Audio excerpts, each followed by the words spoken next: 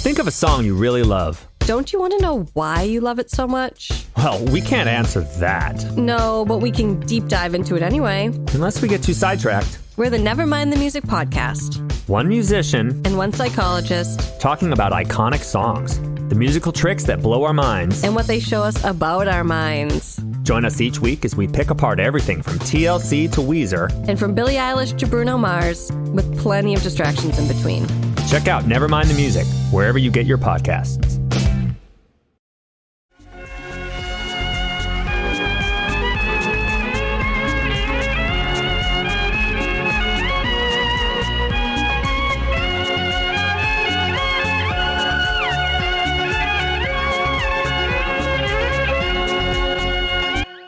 Welcome to the Star Wars Canon Timeline podcast. I'm your host, Elysia, checking back in on the Old Republic part of the timeline, thousands of years before the films. And I am not alone. In a moment, I will be joined by Marilyn R. Pukkila, literary and history scholar extraordinaire, to talk through 3 canon short stories in-universe folklore set in the Old Republic.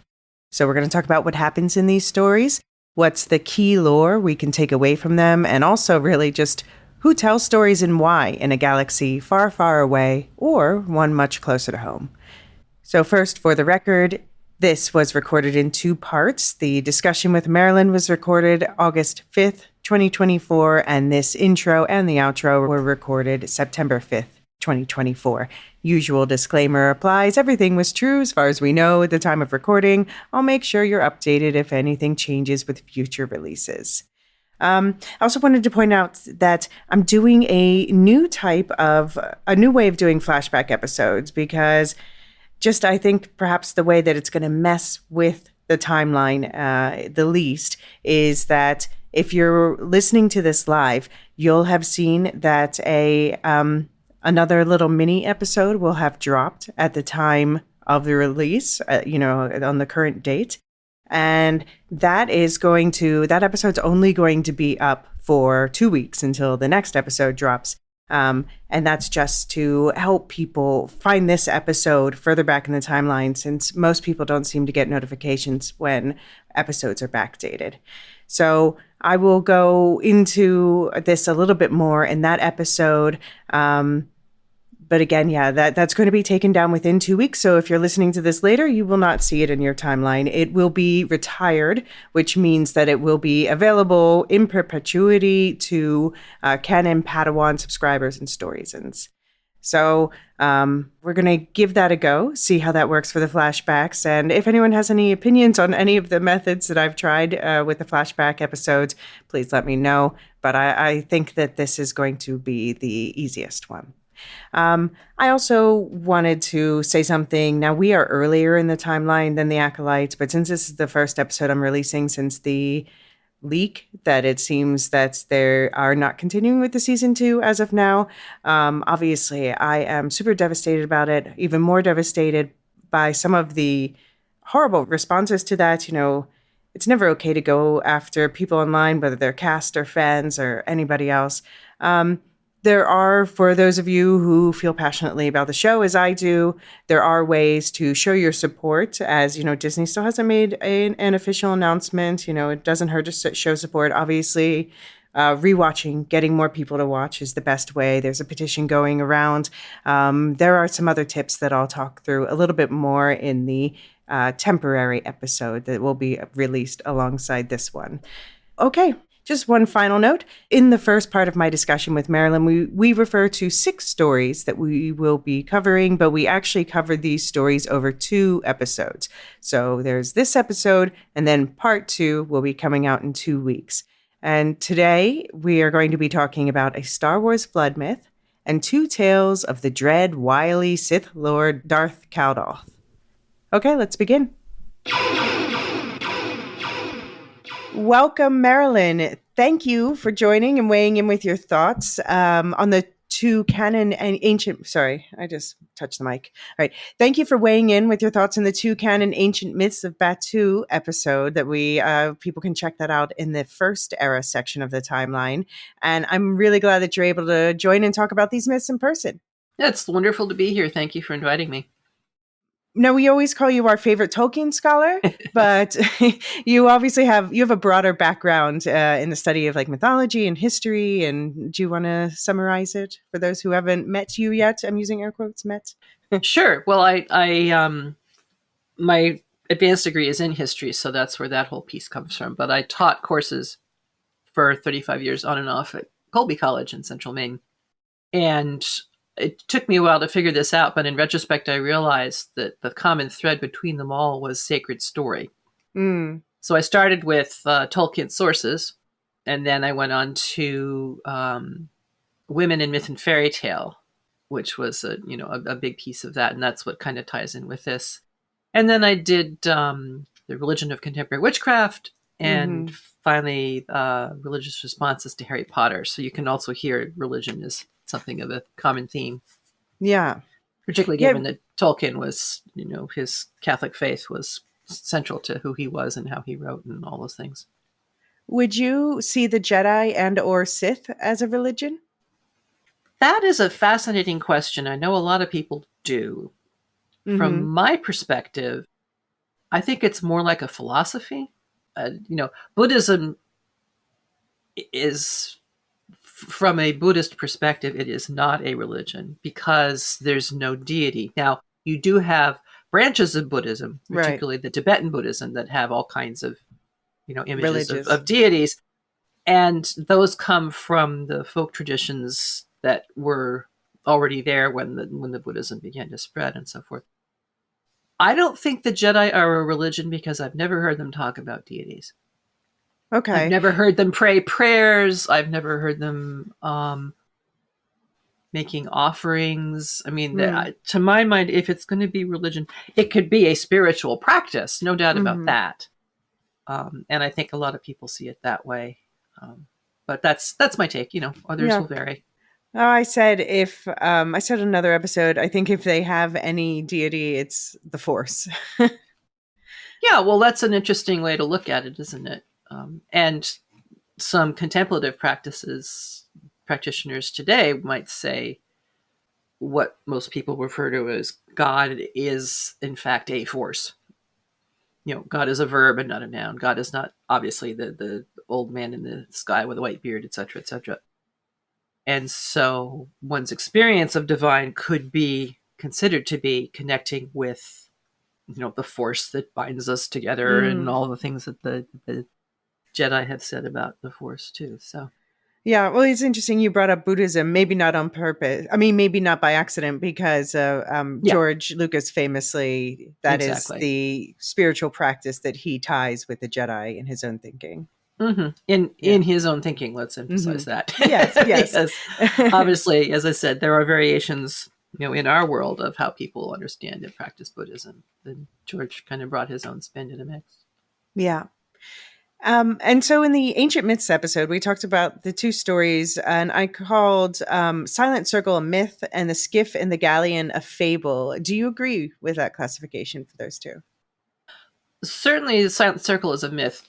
Seems to fit well to me. And the fable aspect of Skiff and Galleon, the tortoise and the hare, I think you talked about that yourself when you did that episode, makes it sound very much like a fable.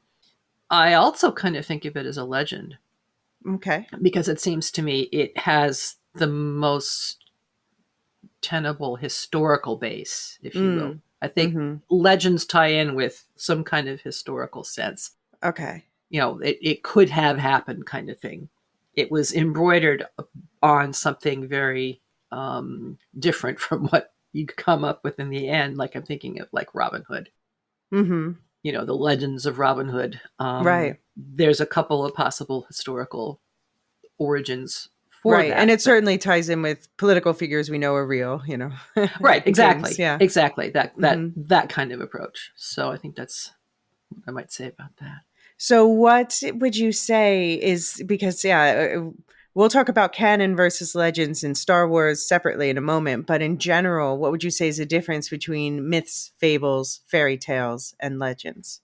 Yeah. Starting with myth, this is a sacred story, often explanatory and almost invariably will involve some form of deity or sacred being. So, we talked today about, the myth of alligators in the sewer, but that is more of a, contemporary expression. A folk tale is an oral tale in origin. There's no written element in its origin. It's something that people told to one another in small communities. It's often associated with local landmarks. So you could tell a folk tale about that strange-looking hole in the stone near the lake is where Arthur's horse stamped in the stone when he was defeating the monster that lived in the lake, kind of thing. And you can have similar folk tales because of the tale types, which I'll get to in a minute, in different regions. And in one region, it'll involve a serpent in a pond, and in another region, it'll involve a genie in a desert because of the environments. Right. So that's the kind of thing that folktales will often draw from. More often than not, they're about folks like us. They're not necessarily about, princes and queens and that sort of thing. And more often than not, there is some kind of moral involved in a folktale. Okay. Now, the fairy tale, by contrast, is a literary form. So we didn't really have, at least what scholars consider to be genuine fairy tales, until about the 1600s in Europe. And it's often based on the folk tales, on the oral traditions, and on those tale types. But they alter the details often to reflect more upper class audiences because, of course, again, written, so it assumes literate. Now, you can still tell a fairy tale orally, obviously, but it was this 16th, early 1700s period when people who were not of the folk started writing these things down and embroidering them. Legend, as I said, and another thing, sorry, about fairy tales, I'm with Tolkien on this one. If it really is a genuine fairy tale, it should have a happy ending. Can I ask a question about that? Do you think then that, for example, Hans Christian Andersen's The Little Mermaid, which if anyone who doesn't know, it does not have the Disney ending, would you consider that a fairy tale? Yes and no. It's almost like a short novelette, I would say. Okay, yeah. He's definitely drawing upon that fairy tale Once Upon a Time. But as I think you were alluding to, he doesn't always have the happy ending. In fact, most of his stories are pretty dark, which I think reflects him personally, possibly, his environment and so forth. So I think that's an example of a writer taking a literary form and using it for different reasons. You could also argue that there are a lot of feminist fairy tales now, which are clearly intended to have a particular perspective and to be containing a message in addition to whatever the original story was, often completely changing the story as a means of conveying, some other belief, philosophy, whatever you want to call it. To emphasize, to make a point, yeah. Right, exactly. Yeah. And I don't know what kinds of points Hans Christian Andersen was trying to make. But, life sucks, and then you die. Yeah, right, exactly. And your love marries someone else.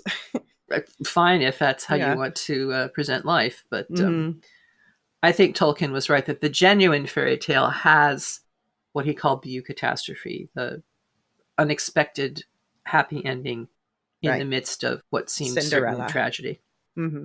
Yes, or Frodo getting the ring to Mount Doom and Gollum falling into the pit with it.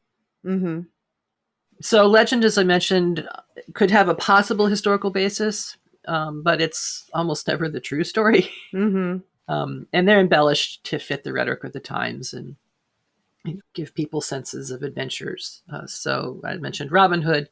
Dick Turpin is another one, and the Lorehounds has a podcast about the completely made up adventures of Dick Turpin. So if people want to understand that from that perspective, you go take a listen to those.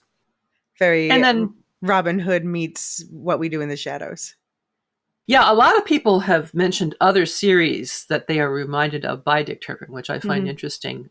I haven't heard of any of them or watched any of them, so I can't really comment on that. But it just fascinates me that we want to make ballads and plays and retelling of stories about criminals. Yeah. In basic fact, and the actual story of Dick Turpin, which we have a lot of historical evidence about him. Mm-hmm. It was not a good story. It's not somebody I'd want to hang out with. Thank you very much. I think it's what we talked about, and this is taking place before this in the timeline of this podcast, so some people will hear this later, but I talked about with The Acolyte that the showrunner talked about wanting to tell a story about the Sith because of that sense of freedom, that sense of doing what you want, and that's something that people yearn for. Often for valid reasons, like she talked about being a gay woman, Right. And I understand those. Are you an outlaw because society says you are? Right. Or are you genuinely someone who is, harming people and doing horrible things for the sake of your own ends and to feel powerful? Mm-hmm. Mm-hmm. I mean, freedom. What does that mean? If it means ultimately the power to be able to overcome everybody, well, that's something else we're talking about there. Yeah. So the fable, a story created entirely for the purposes of expressing a moral or lesson, Aesop's fables. It almost hinges on metaphor in a way, but it reveals itself quite openly. Metaphor tries to be, somewhat circumspect about it. So I mentioned tale types.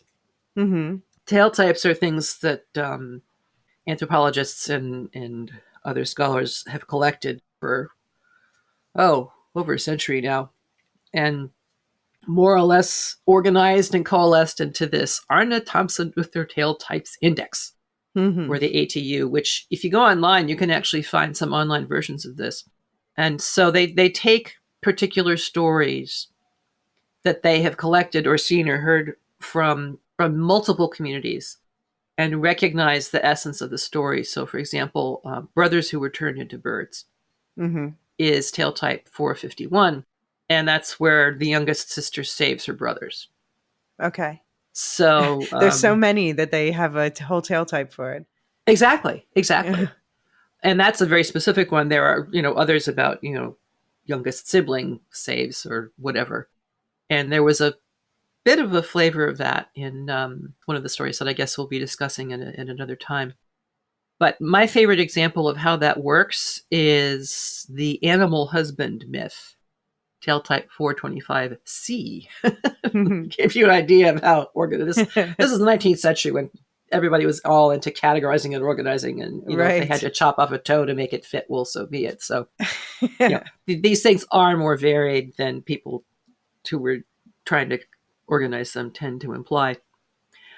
So the interesting thing about animal husband is that you have the basic tale type, and in each different culture, the animal is a different animal.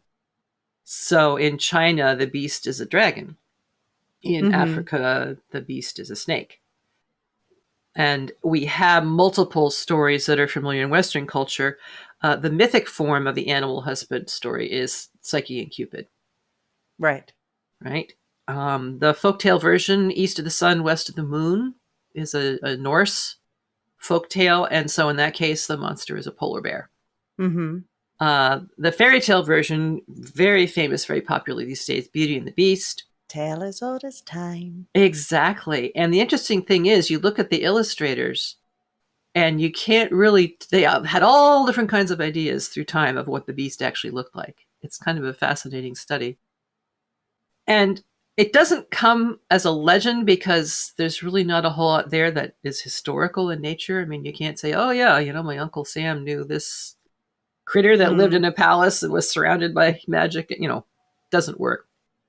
But then Apuleius, who was a Roman author in the turn of the millennia, if you will, wrote a version that most people turn to when they talk about the myth of Psyche and Cupid. But I would argue that his is actually a novel form, because he's taken the deities involved, in his case Roman, so Venus and Cupid, and kind of turned them into satires of Roman matrons and upper class society and so forth, because he had a bone to pick, and he had a religious bone to pick. He wanted to make the gods look ridiculous because he felt they were all nonsense, and he was actually an acolyte of Isis, who was the universal one true deity. So, all kinds of agendas in the retelling of this basic story. And of course, nowadays, Beauty and the Beast had a TV series for a while. Mm-hmm. So it just I used to watch that. Yeah, I never watched it, but I was interested when I saw it. And the Beast there looks kind of right. This was what you're saying. It's a very modern retelling to put the emphasis on societal ills, basically. Yeah, right. Exactly. And the women in France who wrote the fairy tale version, Madame Laurence de Beaumont and her fellow women, were part of the salon culture of the early 1700s in France. Mm-hmm. And they were writing a subversive message. Right. Because in the original story, she had suitors, but she didn't want any of them. And so her older sisters, who were mean and jealous, yada, yada, one of them married a wit and one of them married a very wealthy person, and they were both miserable. Mm-hmm. Whereas Beauty is happy with her Beast before he even transforms into a handsome prince because he has a good heart. Right. Right. So young women nice of the guys court win. Yeah. young women of the court, don't be fooled by wit and Right. jewels. Go for the kind guy, because he's the one. So yeah, gets even more complicated in Star Wars terms, because then we also have what I've talked about previously, canon versus legends in Star Wars terms.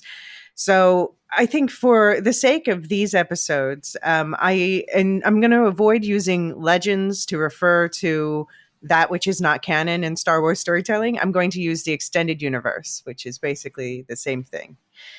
So canon versus extended universe, because it's hard not to use the word legends, especially talking about this group of stories, because we're pulling from two books. The first book is Myths and Fables, and that's the same book that the other two myths, the myth and the fable / legend from the first Dawn of the Jedi, the Ancient Myths of Batuu episode, that comes from this Myths and Fables book. And in this episode, we're going to talk about two stories from there. One is a flood story called Vengeful Waves, and a Sith story called Gaze of Stone. And then the second book is called Dark Legends. So, well, there we go. Legends right in the title. We're going to talk about 4 stories from that book. The Sith stories, The Gilded Cage, A Life Immortal, and The Sleep of Ages, and a werewolf story, Blood Moon. And The Sleep of Ages, by the way, is from the Target edition of Dark Legends, which is a bit more difficult to find. So, yeah, these are canon stories. They're not extended universe, but that doesn't mean that they're true fully, at least. And let me just ask a question here. When you say they're not true, are you saying they're not true or they're not factual? Okay, there we go. Factual. That's a better way to put it. It's an important distinction that I make when I taught my courses, that something can be true without being factual. Right. So the way that it was put, in George Mann, by the way, he's the one who wrote all these stories that we're talking about. And he, in an interview in the Tales of Enlightenment short story collection, which is another thing I've been reading for the High Republic, he wrote a lot of High Republic stories, George Mann. But he said in this interview, Michael Siglane, creative director of Lucasfilm Publishing, thought it would be great if there were legends and oral stories within the Star Wars galaxy, the kind of stories Luke and Leia would have told at bedtime, like Grimm's fairy tales. We didn't want to disabuse official lore, so while there would be a kernel of truth in each of the stories, the retelling of them over the years might have twisted them slightly. That's classic example of how a tale type becomes altered through retelling and through cultural change and the things that we were talking about. Yeah, and I did not read that before doing the Canon Myths of Batuu, but I did say that we should interpret them in that way. So I think he did a good job of conveying that through his collections. Are you familiar with J.F. Bierlein or the book Parallel Myths? No, I've not encountered it. No, it's just basically a collection and light analysis of similar folklore from around the world. It was published in 1994. And he says in there, it is generally agreed that myth is largely the product of oral history passed down from generation to generation. As myth begins with the creation of the world, it is truly a quote unquote, a history of the prehistory. Do you agree with that sentiment? More or less, yes. I think maybe the word myth is being used a little more lightly Right. than Than some we just would. discussed, But yeah. right, but I understand what he's saying here. That yes, the stories told around campfires become part of the culture, the particular group, and as they expand, the culture changes. The stories change their form, but not their basic content. Yeah. Yeah, and it's appropriate, that sort of phrasing. I actually went there because I was reviewing. He has a section on flood myths, but Oh. and I had dog ear that page. I was like, why did I dog ear that page? I was like, oh, this quote. But it's appropriate because we're talking about the Old Republic. We're moving into an area of from prehistory, which was the last two myths. I'm just calling the myths loosely now to be simple. Into now what is early history. So the era that we're discussing today stretches from 25,000 to 1,000 years before the original Star Wars movie, or even the Acolyte, which is just 100 years before the original, basically. Mm-hmm, mm-hmm.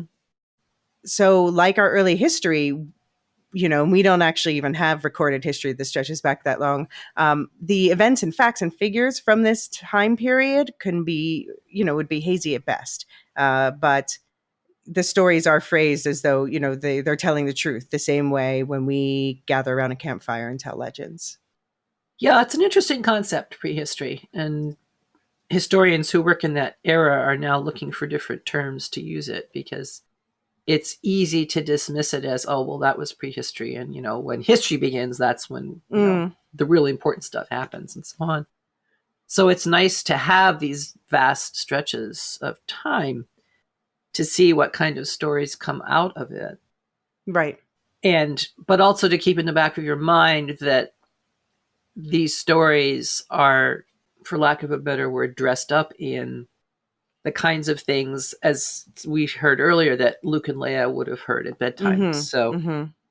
Maybe they were flying around on pterodactyls, but, for Luke and Leia, they got to be flying around in spaceships, right? So, right. They actually do have versions of pterodactyls we'll mention in these stories. yeah. But then, of course, you get the question of, well, how did they survive? Why did they survive? And that gets into Mm-hmm. the whole, what is the meaning of this story for the culture, which is always a fascinating question. Yeah. Yeah, so the reason that George Mann got tapped to do this, he said in a StarWars.com interview, he says, in 2017, I wrote a novel called Witchwood, a spooky mystery story that featured a fictional Saxon mythology that was tied to modern day crimes. And so when Michael Siglain, the creative director of Lucasfilm Publishing, when he read the book, he was like, oh yeah, you got to come do this for Star Wars too, basically. We want that. Mm-hmm. And we'll be back to talk about the Star Wars flood myth, Vengeful Waves, right after a quick break.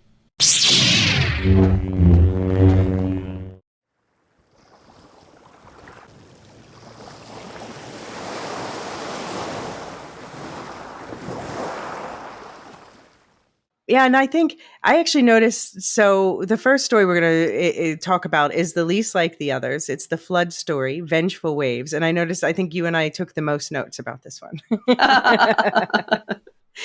But I think it's interesting that flood myths, they pop up like countless times across cultures. You see, obviously, Noah's Ark is a very prominent one in our Western culture. There's a Zeus flood myth. There's Manu and the fish in India. There's Babylonian, Hawaiian, Aztec, Inca, Egyptian. Tons of different Native American flood myths, including the Potawatomi creation myth is also a flood myth. So why do you think this particular type of myth is so ubiquitous? Well, there's one theory that this is cultural memory of the end of the final ice age, when the earth warmed, and so a lot of the glacial ice was melting and the sea levels were rising. And I believe I'm correct in saying that there are, you can look and see, sometimes ancient remains if you know what to look for.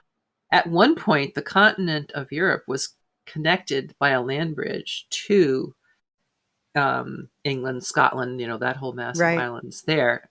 Doggerland, they called it. The people who are looking back and realizing this His Dark Materials, by the way, preserves that in their alternate reality. But sorry, go Oh, on. interesting. Yeah. Very interesting. Yeah. They didn't do it in the show, but it's in the books. And so you get stories of the sunken cities, or Atlantis, yeah. the church below the waves, and if you listen at night you can hear the bells ring. Or there's the Welsh story of the guard who got drunk one night and was not on guard at the seawall, and so he didn't have time to warn the people, and the sea washed in and everybody was drowned. I've been to the marshes in central Cymru, where that story is supposedly located, and which is the Welsh name for Wales, for anyone who doesn't know. Oh, sorry, yes, Yeah. yes. So there you have an example of, I don't know, do you call it a myth in its origins, becoming a local folk tale to explain why you have this boggy area here. Yeah.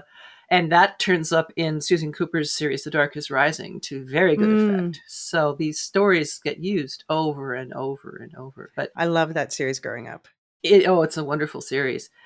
I think that's what I usually think of when I think of why flood myths, why flood stories. And, that's the basis, of course, as you were mentioning, for Atlantis, Plato's imagined tale. And people usually seem to use that form of the story as some kind of a moral judgment. Yeah, in this case, for sure. Bad things are not supposed to happen to good people. Therefore, this bad thing happened. Therefore, they must not have been good.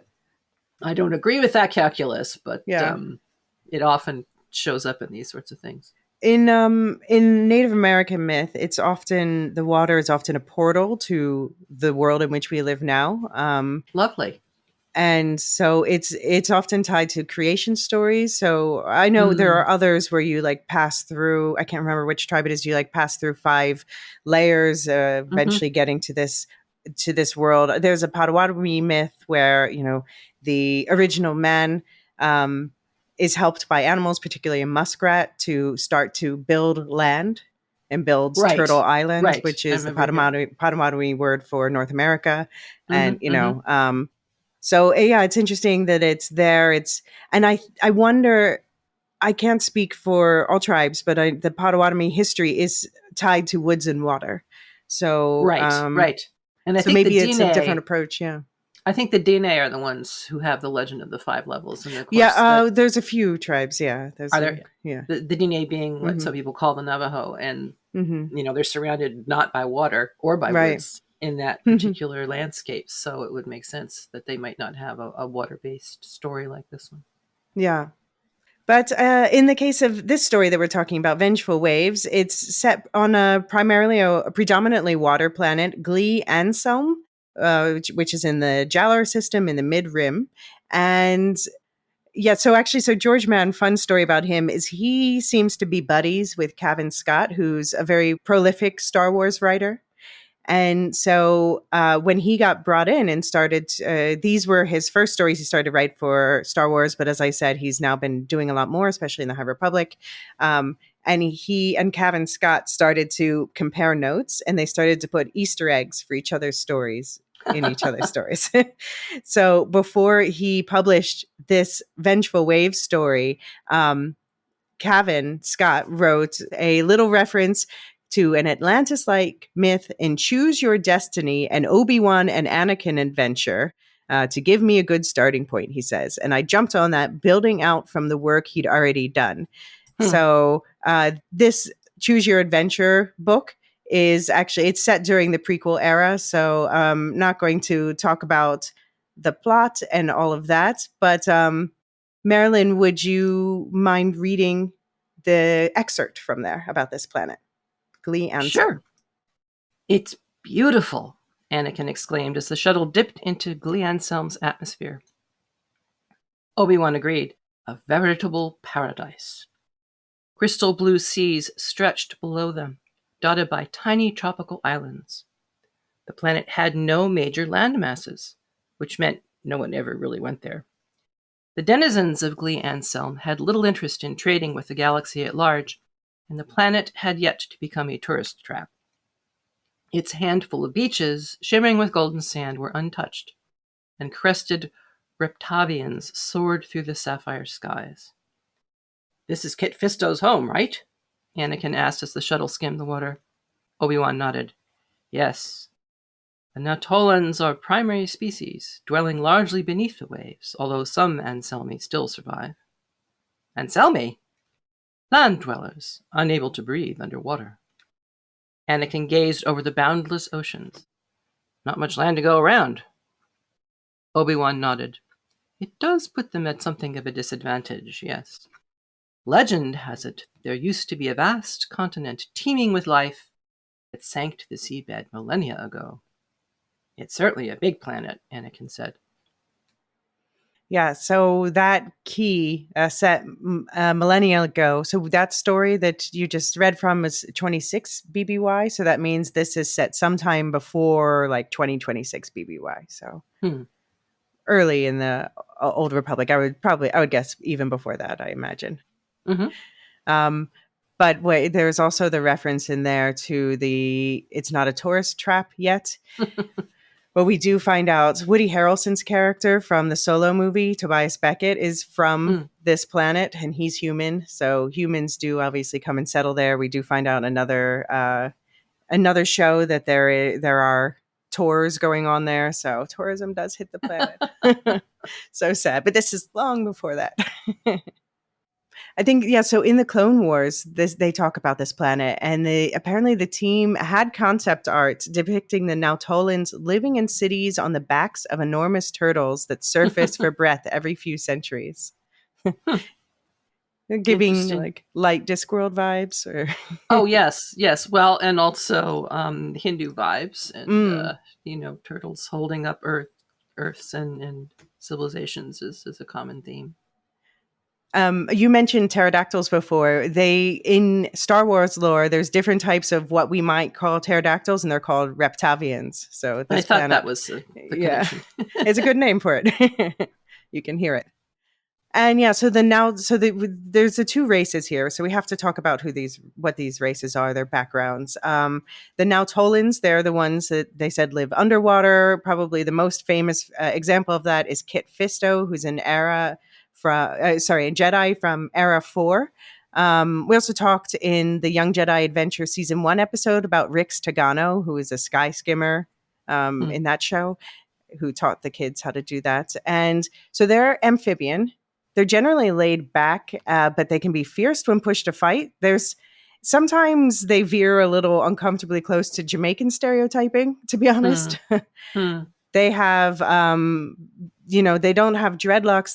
They call them tendrils. And that is actually a cool thing, a cool aspect of them. They're highly sensitive olfactory receptors. So they can use to sense chemicals, also pheromones of other people. Mm-hmm. So this helps them to interpret emotions better. And so they're very good empaths. And apparently their own language, Nautila, involves the use of these pheromones to communicate as well, in addition to verbal and motion. They are often green, not always. They have big black eyes so that they can see in the depths of the ocean. And their blood can be red or green, says Wikipedia, and it cites a book that I'm pretty sure only lists them as having green blood. So it's just one of those, we'll squint and sure. Definitely green, maybe also red. And they're well suited to withstanding extreme environments. They are, I guess going along with this empath vibe, they like to say hello and goodbye by pressing cheek against cheek. So they're generally like kind of a more well-liked group in the galaxy versus the Anselmi, who are seen as bigots because they call the Nautolans gillheads. But I have questions I'll bring up later about whether there's a little bigotry going both ways. But yeah, from the story, they say the Anselmi, although resembling their cousins, could easily be told apart due to their blue flesh and smooth pates, which were marked only by a pair of twitching antennae. Only they're squatter. They have only 4 fingers per hand and 3 toes per foot and thin tails. And yeah, the supposedly less bigoted Nautolans call the Anselmi primitive savages. Kit Fisto himself said those words. And there was going to be an Anselmi on screen. There was going to be Darsana, and Anselmi Senator was going to be in episode 2, Attack of the Clones, but she got cut. But she is in the novelization, so but you see them a lot less. There are many fewer of them in the galaxy, it seems. For reasons which we will discover as we explore the story. Right. And I also wonder if, they're painted as poorer. So even though their numbers are less, maybe they also have less means to be traveling around. Well, as we heard, there's not a lot of landmass, right? There's just lots of little islands. Yeah. Now I'm thinking Earthsea. Yeah, true. Yeah. So when I was talking in the Canon Myths of Batu, the part of the skiff in the galleon where they're just going and going and going into the unknown, that reminded me a lot of Earthsea. Mm-hmm. Mm-hmm. I guess it was supposed to invoke the sea. Yeah. Do you want to read the summary of the story, which I have to thank Wikipedia for, and I edited? Sure thing. For thousands of years, the two amphibious races, the Nautolans and Anselmi, lived peacefully on the planet Glianselm, progressing from cave dwellers to builders of spectacular underwater cities. However, tensions began to rise as the Anselmi nation flourished and their needs grew. The Nautolans were generous and gave the Anselmi some of their territory. The Anselmi took the territory and continued to grow and flourish. As time went on, the Anselmi continued to expand and competed for resources with the Nautolans. Some Anselmi simply wished to take what they needed, increasingly believing that the Nautolans to be weak and ignorant. Knowing that war with the Nautolans would be unwise, the Anselmi Empress instead decided to claim ownership of the lands above the sea. In the years that followed, the Anselmi expanded over the vast island, building temples, inspired cities, and dams and dikes to protect it all. Ever expanding, the Anselmi constructed great dams around their island, pushing back the ocean and claiming more land for themselves. The Nautolans sent warnings that the Anselmi were out of balance and risked angering the ocean spirit, but the warnings went unheard. Then the ocean spirit rose against them and sent tidal waves and storms until the dams broke and flooded the Anselmi island. Balance had been restored, but only a handful of Anselmi survived. And now, no longer able to breathe underwater, their territory had been reduced to the little land left. So I have to say, as a side note, just reading this from the Dutch perspective, this story and how they are like, you should not reclaim land from the sea, respect the sea. I'm like, whoop. Yeah, that is sort of interesting, isn't it? Just build better dikes. I don't know. Well, and I have some biological questions here concerning, how they breathing underwater, breathing air. How do they, make this transition? And then they eventually lost the breathing underwater. I mean, we're talking real fast evolution there. Yeah. So, I mean, okay, we can start with that question is how much of this is true? And that is something that is a question I have. Did the Anselmi ever actually live underwater? Or are there just fewer of them because there's less land? And maybe there was warring. Yeah, no, that's an interesting question. I think we are agreeing that the Nautolans are the ones who told the story. Yes. So it has to be from their perspective as to, well, I mean, you could call it an origin story, I suppose. And one of the questions it proposes to answer is why are there so few Anselmi compared to the Nautolans? One wonders, as you say, were they ever both living under the ocean? Were they ever, one being, one culture, one biological entity? And from the descriptions and everything, if they were, that must have been a very long time ago. And evolutionarily, this other group developed. So again, harking back to our Earth stories of evolution of fish crawling out of the water and onto the land. Because I think in looking at these at all times, we have to remember that the ultimate author is a human from Earth. Right. From our real world. Yeah. Those ancient stories are going to influence whatever we read here. It's very, very hard to create culture from a culture that does not exist. Right. And to have it be entirely other. I think Ursula K. Le Guin is probably the one who does the best with that. Yeah. Yeah. Well, that's why she's the goat. Indeed. But yeah, I do have to wonder though, I wonder, things like Noah's Ark in our world. could this be because there was an ice age and then a period of glacial melting? So there was more land and then lost, Right. Right. We know this happened in the Mediterranean, for instance, things like Exactly. that. Exactly.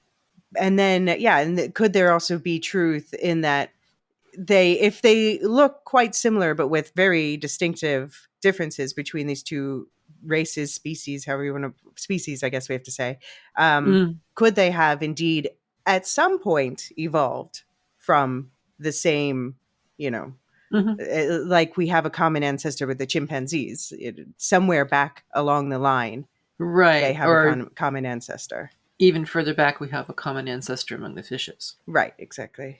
And that But these difference two is seem like so chimpanzees. Well, we did too for a while, but we all come from the sea. Yeah. So then the question is, why are the Nautolans passing this story down? And first of all, it seems like they want to make themselves sound good. Do you get that vibe as well? Well, they certainly do wind up sounding pretty good, which is Yeah. another reason why we were guessing that it was supposed to be the Nautolans who told the story. It's, this is why things are the way they are now kind of thing. Can sound like, we're bigging ourselves up here. Mm-hmm. We don't know any Anselmi creation stories, right? Right. So we really don't have any comparison, and we don't know a whole lot about how this whole situation evolved, or as you said, was it always, physically the way it is now? But, well, I can talk about this later, but there do seem to be certain underlying morals that are going on here. And how you tell the story is always reflective of whoever is telling it. Yeah. Well, I notice they really seem to be patting themselves in the back at certain points in this story. Like one line directly from it is, "Deep beneath the ocean, the Nautolans wept for the loss of their neighbors, for they had ever wished only to protect the Anselmi from themselves." Like, Yeah. oh, well, that's very patronizing. Very extremely, patronizing. yeah. On the other hand, if you look at how they flourished and the Anselmi didn't flourish, for whatever reasons, right. If you're trying to come up with a reason, then it's going to be, they blew it. However that actually manifests. Mm-hmm. Yeah. Yeah. I mean, I wonder if this is also a way of justifying their ongoing feud, because I do have to say, later in the timeline, we'll see some of it. The Anselmi do take terrorist actions against them. But then, of course, when that happens, like in the real world, there's a bigger story behind it. It's Let a me longer ask, history. without spoiling anything, am I right in saying that we see examples of these two species appearing in The Mandalorian at some point? That was the Mung calamari and the Quarren, another pair of water-based warring species that we'll see more of later in the Clone Wars. Right, which I've only seen parts of. I haven't watched the whole series through. So the story arc about this is not one of the story arcs people are going to recommend to you. Right. It's not bad. It's just, it's not one of the great ones. It's not one of the ones that people love the Clone Wars for. Yeah, so you were mentioning values, and the values that I pull from this are respect limits. Small is better, cooperation, not competition. And I say those things, and I think right away of what was going on in the world at this time when this human author came up with this whole concept.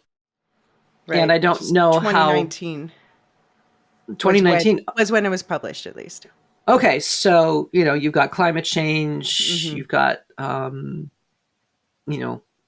pollution, you've got warfare, you've got all these things going on. So these values, I mean, I would hope would be universal values, but of what values the earthly author intended to convey, these all sound very reflective of the time period. Right. And I also got a sense of almost anti-colonization feeling to it.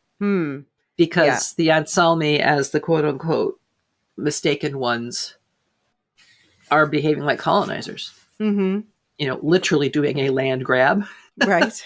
and then carrying on more and more with whatever technology they have to try and expand what land they have. And then the humans come and colonize them later, Right. as Right. humans are wont to do in this universe and the real But one. colonization is the basis of all Star Wars, is it not? Mm, You yeah. know? Yeah. We Yeah. we We have all have. these worlds and all these planets, and by golly, look at all the humanoids that are on them. Yeah. So if we assume, of course, this is not our galaxy, so maybe that galaxy, all kinds of planets produced humans at I some point. mean, it is believed that maybe Coruscant was the human homeworld, but somewhere at least Mm-hmm. in the core worlds, or Mm-hmm. maybe Mm-hmm. the deep core. But yeah, no, it definitely, this is a story of colonization, and not just humans too, but like the Mandalorians were terrible colonists during the Old Mm-hmm. Republic, especially, Mm-hmm. and yeah, lots of different species are. And I see that as really being tied deeply into our own human Hmm. approach to storytelling. And I'm still looking for that rare human who wants to tell a story that instead of conflict, it is transformation that is at the core. Hmm. And how can we do that without the same old tired stories of, bigger and better and colonizing the perceived weaker and misunderstanding of cultures between one another and all those sorts of things. So, Yeah. Yeah. Um, well, just two more things I wanted to note about this story was that, first of all, it's kind of, these are both matriarchal societies, or at least in this story, they're both ruled by the queen of the Nautolans and the empress of mhm, the mhm. Anselmi. I just found that interesting. Yeah. And we do see they do have seem to have some sort of religion or spiritual practice where they worship the ocean spirit and believe that the ocean spirit maintains the balance of nature on Glee Anselm. Yes, I like that a lot because, as we were discussing earlier, you don't often get a lot of overt statement of religion or deity or Mm, anything of that nature.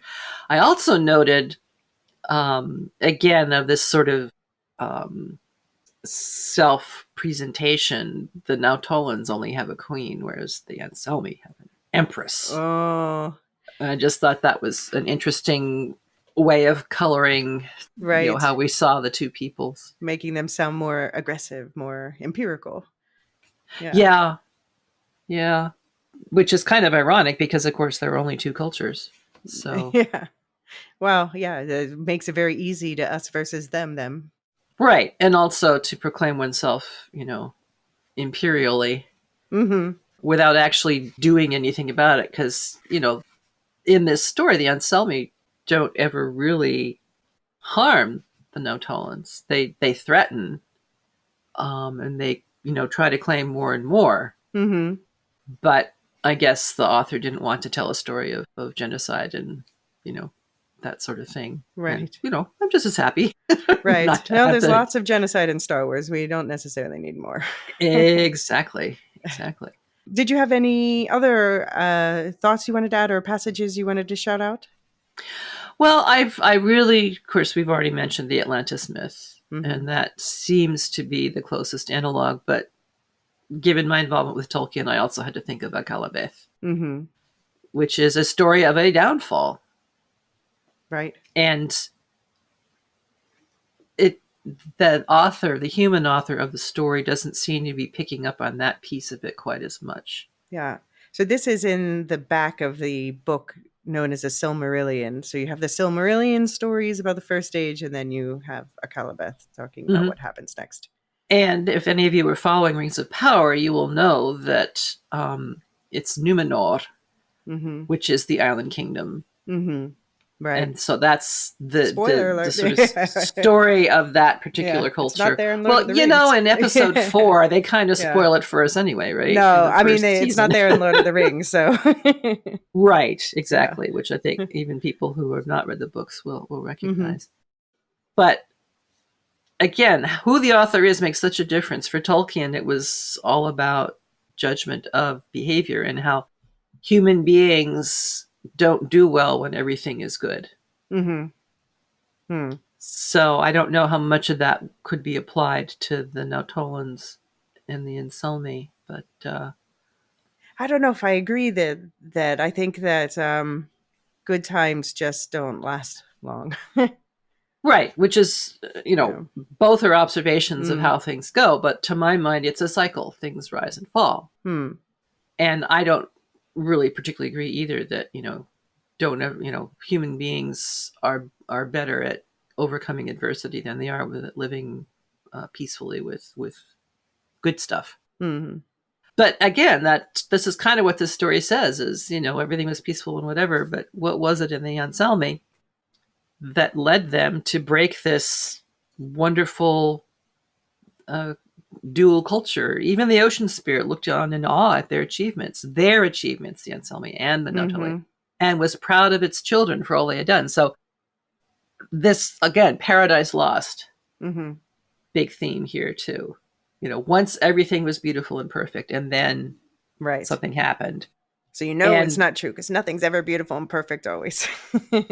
well, the way this story puts it, left unchecked, success breeds greed. Hmm. And for the greedy, possession leads only to the desire to possess more.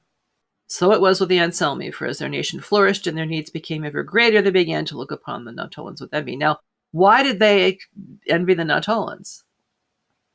Why did the Nautolans envy the Anselmi? I mean, this is the kind of setup, if you will, Right. and I don't mean that pejoratively, Hmm.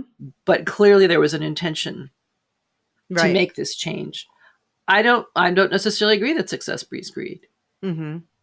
I think there's something else at work with greed, and I think it's fear. Right. So what were the Anselmi afraid of? Right. I don't know. Probably in the Nautolans.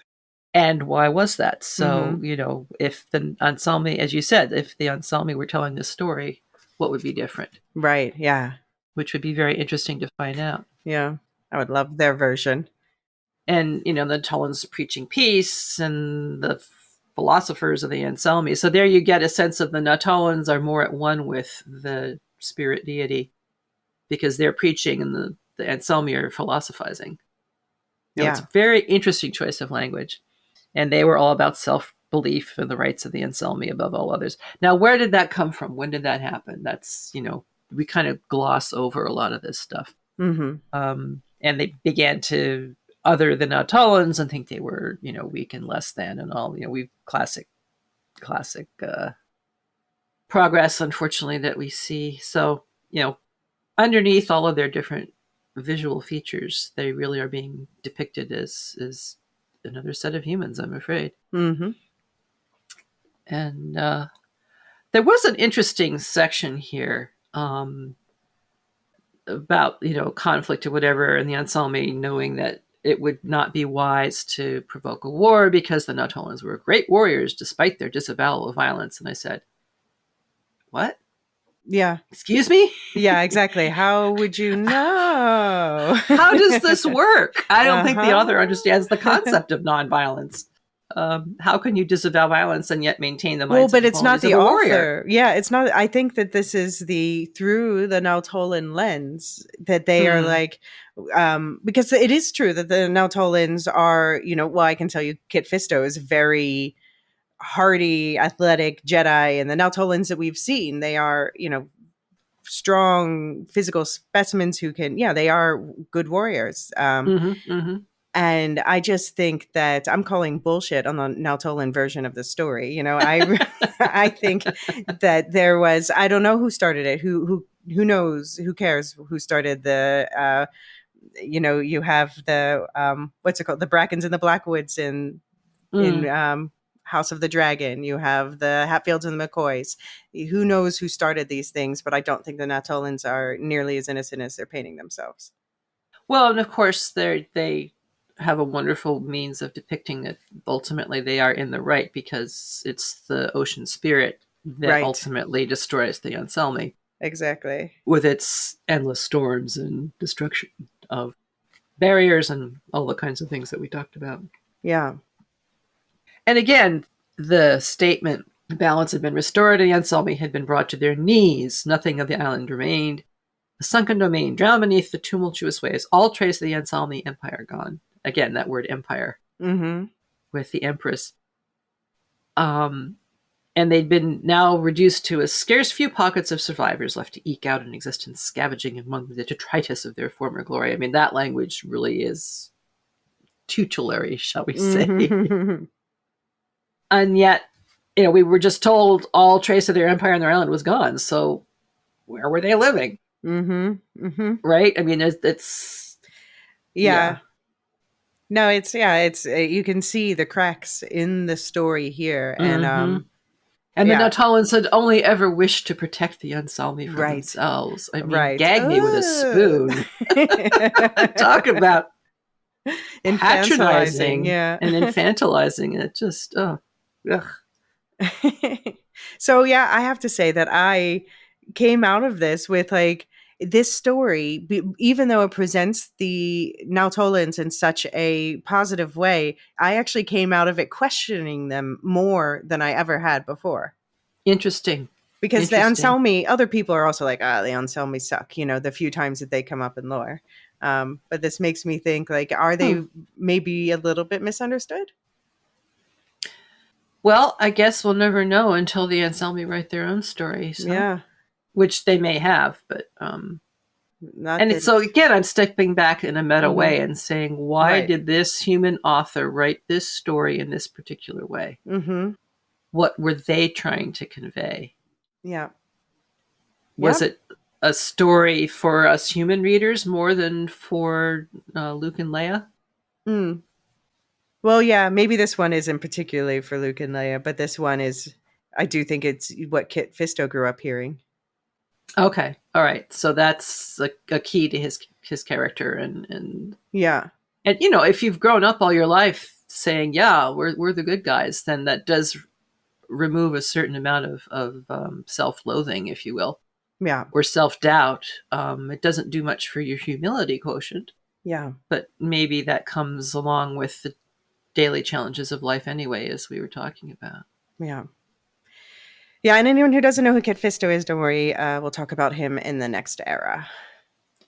We'll take a quick break here, and then we'll be back to talk about 2 stories about the Sith Lord Darth Caldoth, which will be our last 2 stories for today.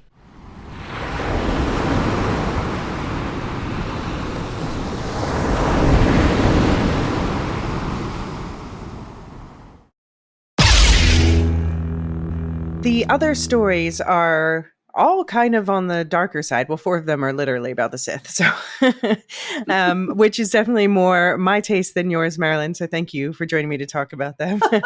Well, it's always interesting to see, how these darker sides are being portrayed. Right. And it also ties into, we recently watched The Acolyte. Some listeners will be shortly after this going through the Acolyte part of the timeline. So it is just interesting to see how they tie together, because that is, as advertised, a Sith story of sorts. And yeah, so we're going to talk about, and of course, the Old Republic is the heyday of the Sith. This is when, before the Rule of Two. The Rule of Two happens at the end of the Old Republic, and that's something we talked about in previous episodes. I won't go too much into it here. Okay. But especially because these stories mostly take place before that. We'll talk about the 4 together, or rather in clusters of 2, because they tend to kind of interact with each other. George Mann, the writer, said about this collection in a StarWars.com interview, the conflict between light and dark sides of the Force is fertile ground for the sort of moral lessons delivered by fables such as these, cautionary stories about not giving in to your anger and hatred. Additionally, we're talking about a universe where monsters are real, so the boogeymen might really come for you if you're not careful or stray too far from home. And this was him talking about the collection as a whole, which includes the stories we're talking about, but also others as well. So I think that this applies to some of the stories, but not all of them. It's just interesting to know its framework. Yeah, the whole boogeyman thing. The boogeyman can come for any of us, because any culture has its boogie people, whether they are Sith or they are abusers or whatever. So, in that sense, it's not all that different. Yeah. Yeah. So because these are Sith stories, that means they must all be set after around 5000 BBY, which is when the Sith splintered off from the Jedi. although it does seem to be much later after millennia of war have left because they refer to several wasted planets and ancient ruins. So it Yeah. seems like the Sith have already been around for millennia by the time of these stories. Now, I tell you, I would like to hear stories about the splitting of the Yeah. Sith and the Jedi. I don't know if there are any, but if there are, I hope sometime to explore them. Only like in in-universe folklore, really. Yeah, a little bit more in legends, but yeah, not really. The whole Old Republic is like fertile ground for canon to fill out.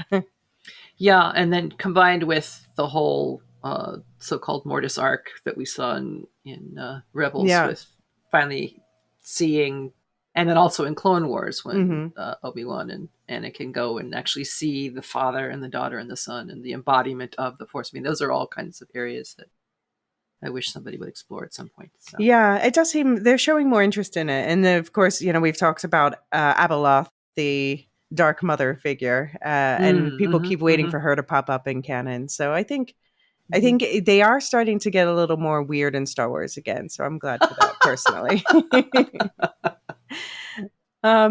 But we do know that at least 3 of these stories are set before the Rule of Two, as I said. So, Rule of Two. What is your understanding of the Rule of Two by this point, Marilyn? Well, I think after the huge breakup between Sith and Jedi, and the Sith were all fighting each other, and eventually one Sith came along and said, "Look, this is not going to work because we're too visible, and so we're going to reduce it to just to a master and an apprentice." And what I find particularly ironic in this arrangement is that it is expected that at some point the apprentice will kill the master and become the new master, and then the former apprentice is allowed to find their own apprentice and abuse them for a long period of time until said apprentice rises up and kills said master. It sounds like kind of a depressing life. Yeah, well, we see in these Old Republic stories that even before the Rule of Two. So, Rule of Two was implemented by Darth Bane around 1032 BBY, and even more in Legends, but yeah, not really. The whole Old Republic is like fertile ground for canon to fill out. Yeah, and then combined with the whole so-called Mortis arc that we saw in Rebels, with finally seeing, and then also in Clone Wars when Obi-Wan and Anakin go and actually see the father and the daughter and the son and the embodiment of the Force. I mean, those are all kinds of areas that I wish somebody would explore at some point. So. Yeah, it does seem they're showing more interest in it, and then, of course, we've talked about Abeloth, the Dark Mother figure, and people keep waiting for her to pop up in canon. So I think they are starting to get a little more weird in Star Wars again. So I'm glad for that personally. But we do know that at least 3 of these stories are set before the Rule of Two, as I said. So, Rule of Two. What is your understanding of the Rule of Two by this point, Marilyn? Well, I think after the huge breakup between Sith and Jedi, and the Sith were all fighting each other, and eventually one Sith came along and said, "Look, this is not going to work because we're too visible, and so we're going to reduce it to just to a master and an apprentice." And what I find particularly ironic in this arrangement is that it is expected that at some point the apprentice will kill the master and become the new master, and then the former apprentice is allowed to find their own apprentice and abuse them for a long period of time until said apprentice rises up and kills said master. It sounds like kind of a depressing life. Yeah, well, we see in these Old Republic stories that even before the Rule of Two. So, Rule of Two was implemented by Darth Bane around 1032 BBY, and even before that, like, they still had this master apprentice, which the Jedi also have, the master Padawan relationship. So it's a dark mirror of that. But indeed, there's always the expectation. You want to train someone because you want their help or whatever you want from them. But you also know that probably they're going to be the end of you. Mm-hmm. Which is why they were always running around looking for immortality. Right. And that also is interesting about the first figure we're going to talk about, Darth Caldoth. But before we get into that, you have a note here about Milton's Paradise Lost? Yeah, what I see in this is the fascination with the big bad.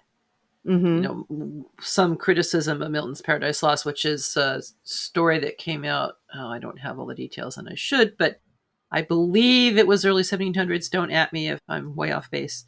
In any case, Protestantism was still a new thing, and so this was the first really big Protestant epic that was describing the Bible through a Protestant lens. And so you have the creation of the world, you have the fall of the angels, you have Satan depicted, and you have Adam and Eve, and so on and so on. And the thing that people kept saying probably through the centuries is that Satan is a far more interesting character in this story than God or Jesus or even Adam and Eve.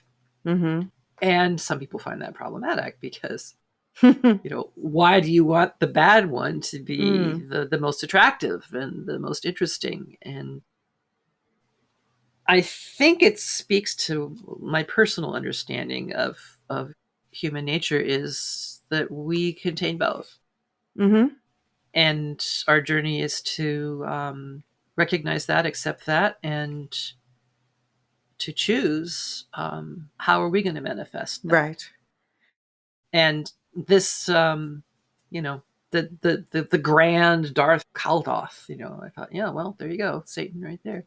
Better to reign in hell than to serve in heaven is his famous quote. I think Satan. When people like Jean get frustrated with the Jedi, I think that often, and I have this also with certain like characters in literature, and institutions in the real world. I think there's a frustration with groups that pretend to be perfect, that Absolutely. pretend not to have foibles or temptations or dark thoughts. And so maybe the villain in stories that speaks to people's recognition of like, no, see, if you make a sexy villain, it helps me explain why I'm weak sometimes. Sure. Yeah. No, that's absolutely the case. And to my mind, it's the important thing is not so much to show how you can remove yourself from temptations, but it is to show how you deal with the times when you are tempted. Absolutely. Rather than say, I can put myself in a position where I won't be tempted. Well, I'm sorry. Right. Anybody who ever tries to tell me that they have a way to make a perfect society, I'll smile politely and look for the nearest exit. Because sooner or later, that involves domination of some kind. Yeah. No, a sympathetic and charming villain is still a villain. And I would say Darth Caldoth is neither. No, I don't think so either. I mean, I'm reading the story, I'm thinking, good Lord, why were they telling these stories as bedtime stories to Luke and Leia? Are you kidding me? No, yeah. Don't have to pound it in. We know that the Sith are not kindly people. I mean, let's just put it at that. I don't think this is a Luke or Leia. I don't think any of these stories are Luke or Leia stories personally. Maybe the last one, maybe the werewolf one. But yeah, so there's two stories that are actually about the same figure, Darth Caldoth, Gaze of Stone from Myths and Fables, and The Gilded Cage from Dark Legends. And this was another case where George Mann and Scott Cavan worked together, and Scott Cavan also planted a reference to Darth Caldoth in Dooku Jedi Lost, which is an audio novel, one of my favorites because it also features Ventress. So yeah, this is another one. We might hear more stories about Darth Caldoth in the future. And Darth, of course, I'm not sure if I've said it on the podcast yet, but it's a Dark Lord of the Sith. That's the title. Started with Darth Vader, and then they just retroactively applied it to other Sith Lords. One of many retcons in the Star Wars universe. Right. Always retconning, including the name of the Sith homeworld. So it was always Korriban in Legends, and then they started calling it Morriban in canon. And so this story, I think it was actually this story that finally said, by the way, Morriban, sometimes called Korriban. So it was like, yes, it's canon. Interesting. It is the same planet. Well, can I tell you what Moribund makes me think of? What? Moribund. Right. Yeah. Dead. Static. That's probably unchanging. That's probably where it came from. Yeah. Well, I'm wondering. Yeah. So yeah, it's a Sith world in the Outer Rim, and the Sith settled here because they found a system of dark side users who were eager to worship and follow them. And back then, Huh. in the beginning, it was actually like a nice planet. There was life, but now it is desolate. Red mountain landscape. It's been abandoned for most of history after being destroyed in ancient wars. So we will see it on screen later in the timeline. Hmm. But during the Old Republic, it was still a ceremonial and place of burial for the importance of Sith. So this made me think of you, Marilyn, with, is a place of ritual for the Sith. Right. Yeah. Right. And so the burial ceremony of a Dark Lord of the Sith would be accompanied by hundreds of Sith warriors carrying the body of the fallen master. The corpse was stored in the tomb along with precious objects, and an escort of slaves accompanied the deceased on his journey to the spirit realm. Very Egyptian. Yes, and also a polite way of saying they murdered them. Yes. Stuffed them into tombs. Mm-hmm. And the last Sith that we know of who was buried there was Darth Bane, the creator of the Rule of Two again. And then, of course, there was no one but his apprentice to bury him, and she's the one who killed him, according to his own rule. And the other peoples I think of when I think of, killing people and shoving them in the burial with the masters, this was also sometimes practiced by the Norse Vikings. Okay. There's a wonderful account by an Arabian trader, and I'm not going to remember his name, I apologize, who was able to witness a funeral ritual of a Viking warrior, and the slave woman was chosen, and she was given a drink and dance, all the sorts of tropes that we know. Yeah. So I watched. Did you ever watch the TV show Vikings? I never did. Sorry, too much historian, No, I know. And they took a lot of liberties, but then in some ways I think that they represented certain aspects of their culture more accurately, more honestly than you generally see, Mm-hmm. Not well, just they were stereotypes. primarily traders. They were primarily traders. There's no doubt about that. Yeah, but also of their spiritual culture. Yeah. Right, exactly. Well, I mean, all the Norse myths that we have and so forth. Yes, they're definitely multifaceted, like virtually any other culture that you would expect. But, I didn't want to go for the history, and I definitely didn't want to stay for the blood. So yeah, no, of course, that's true. Why did I even ask you? That is definitely high on the. So anyone who doesn't know, I think we've mentioned on this podcast, we have the Pukkila scale, which is how is it too violent for Marilyn to watch, basically, and that one, yeah, that which I have. Please know, I did not create this. This was created by David and John, and I find it genuinely and it makes me blush. Just genuinely trying to decide. Is this a movie that we would recommend Marilyn watch? Yeah. So Darth Caldoth, though, he is a Duros species, and so he's green, but they can also be blue. Another famous Duros is Cad Bane. You saw him show up probably? Oh, sorry, that's a spoiler. I should bleep that. Do you want me to respond then? Sure, go ahead. Okay. The name is vaguely familiar. I can't remember any of the scenes in which they're present, but I'm sure that you will cover it in future episodes. Yeah, so Cad Bane's the other most famous one. He shows up also in the next era. He's blue, bounty hunter, big red eyes. The Duros tend to have big red eyes, not just the Sith ones, because there are Jedi Duro too. We'll talk about one in a minute, but they are noseless, apparently distantly related to the Nemoidians, who are the Trade Federation. Sure. Did he wear a cowboy hat? Yes, Cad Bane wears a cowboy hat. Yeah, I remember Cad Bane. Yeah, and they're like kind of look like the classic little green men type aliens, but full human sized, and they also have green blood. Nothing little about them. Yeah, no, they are tall. And yeah, so they're from the planet Duro, which is one of the core worlds.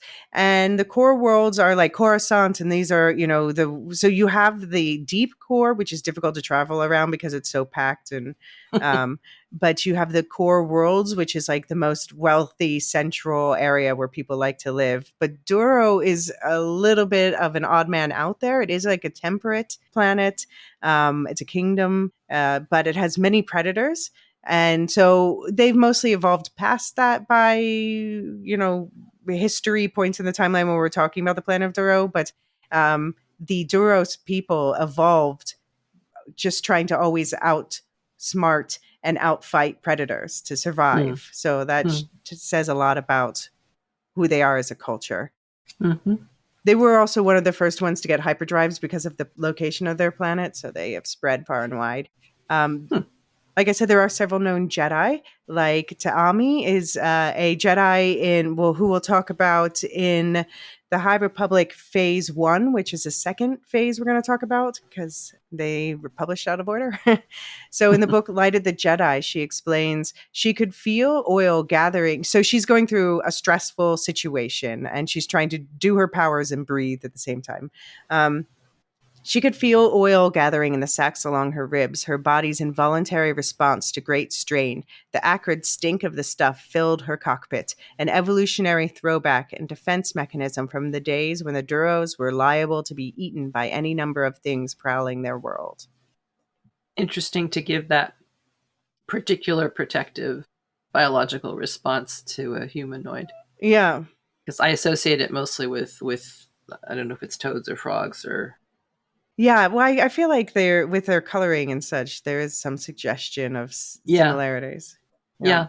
And some butterflies will evolve patterning of other butterflies that taste really bad.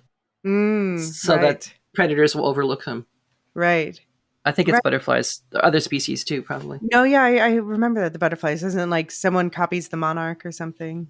Something like that, yeah. So our other main character in the first story that we'll talk about with Darth Caldoth is Rai Nimbus. And he is a Twi'lek or Twi'lek. I've mentioned him before. I've mentioned this species, but yeah, this is one of the most common species in Star Wars. They'll come up a lot. Their home planet is Ryloth. We'll definitely visit there on screen, starting with the Clone Wars again. Everything happens in the Clone Wars. They are near human. They can produce offspring with human, but their skin can be in many different colors. And their distinguishing trait is instead of hair on their heads, they have these two like appendages that are called leku. There's usually 2, sometimes there's up to 4, and they can grow from either the crown of the skull at the top or the base of the skull. Sometimes they're prehensile and they can like lightly grab things. So they're literally like head tails. Like think of the tail of a cat, they can be used differently by different people. Although, yeah, don't call Twi'lek head tails. It's rude. I'll remember that. Yeah. Next time I encounter a Twi'lek. Do we know why some get 2 and some get 4? I thought that might be a subspecies differentiation, but maybe nobody's ever bothered to go into that. I don't think they've really explained it. It could be a mutation of sorts. It is rare to have more than 2, but it's more. I think there's only I can only think of one with 4. There's a few with 3, but it's almost always 2. Well, I can think of a very prominent one with 4, but we won't talk about that one for a while. Oh wait, are you thinking of a Togruta? Ahsoka? Oh, that's different. That's right. That is different. Thank you. So the Twi'lek language, Twi'leki, it combines verbal sounds, and they also use like subtle language with their leku. So, like for instance, if they cross the tips of their leku, that means "I love you." Oh, yeah.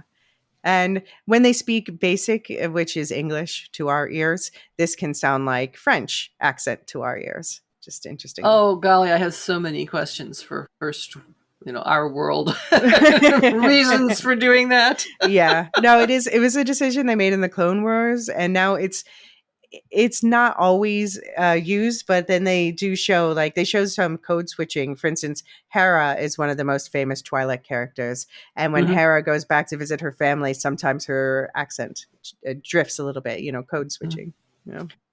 Stereotype.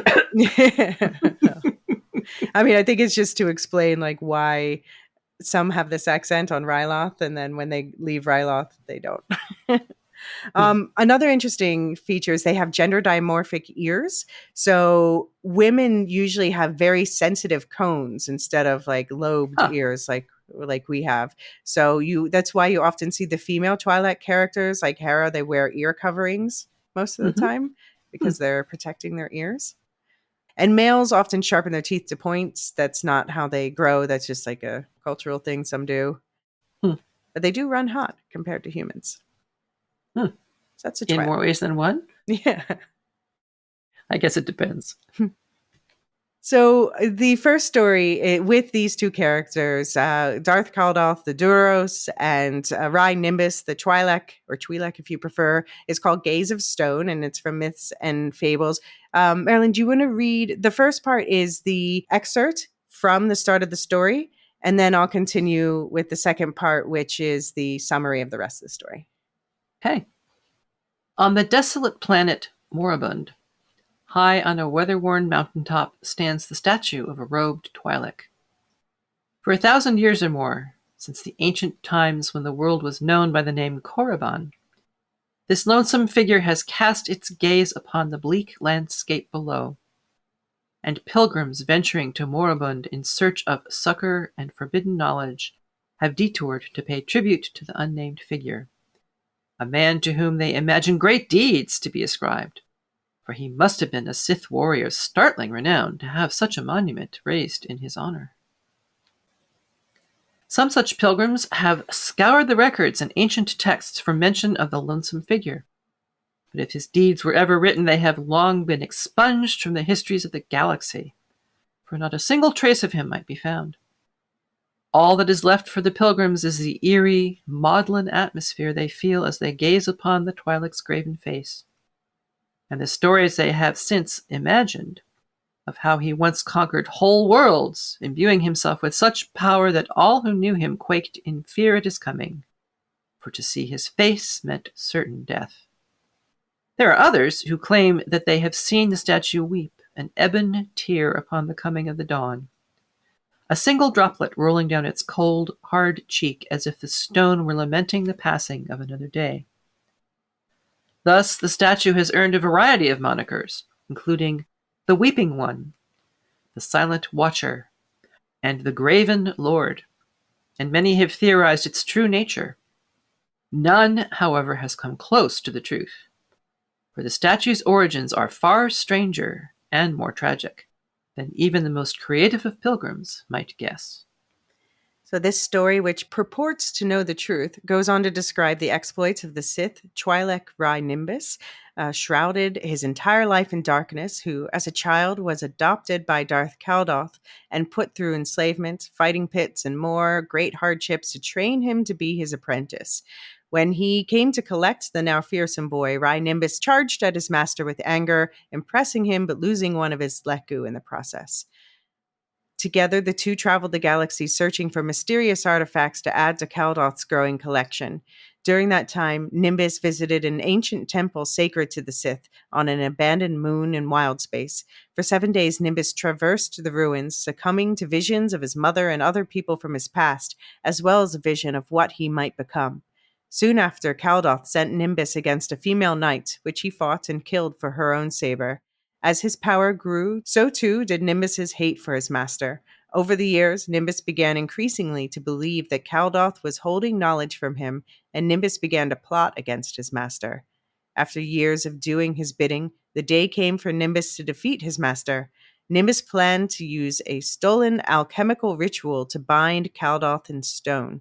After luring Caldoth to a mountaintop on Korriban, Nimbus began enacting the ritual. However, Caldoth was prepared for Nimbus's eventual betrayal and altered words in the ritual so that it would affect the caster himself instead of his target, in a futile attempt to entomb Caldoth.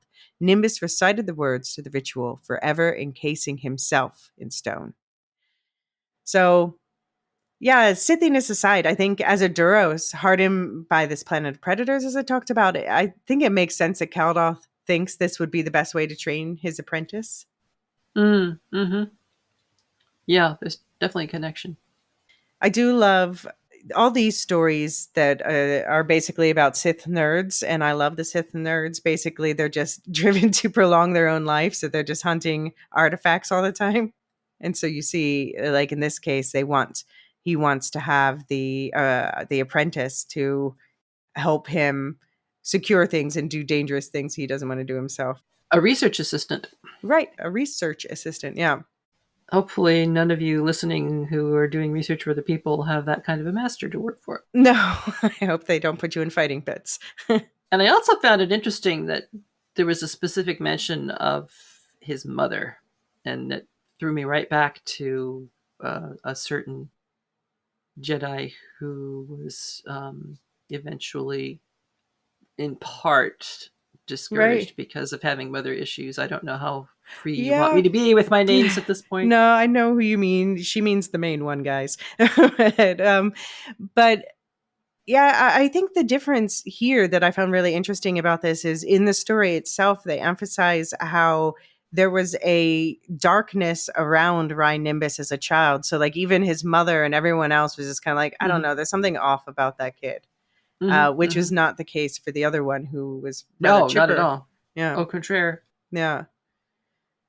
So yeah, I found that interesting that there was just so when someone came and said like, I know how to turn your son's darkness into greatness, mom was like, take him.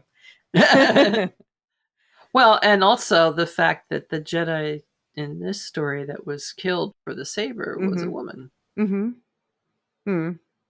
I don't know. Maybe it was just I think a maybe it's desire to have coincidence. gender balance Yeah. and nothing deeper there. But see, this is how our minds work around stories. Yeah. We Yeah, take we bits and see. Yeah. pieces that and then match them to our own bits and pieces that we've collected over the Yeah. years and come up with our own explanations.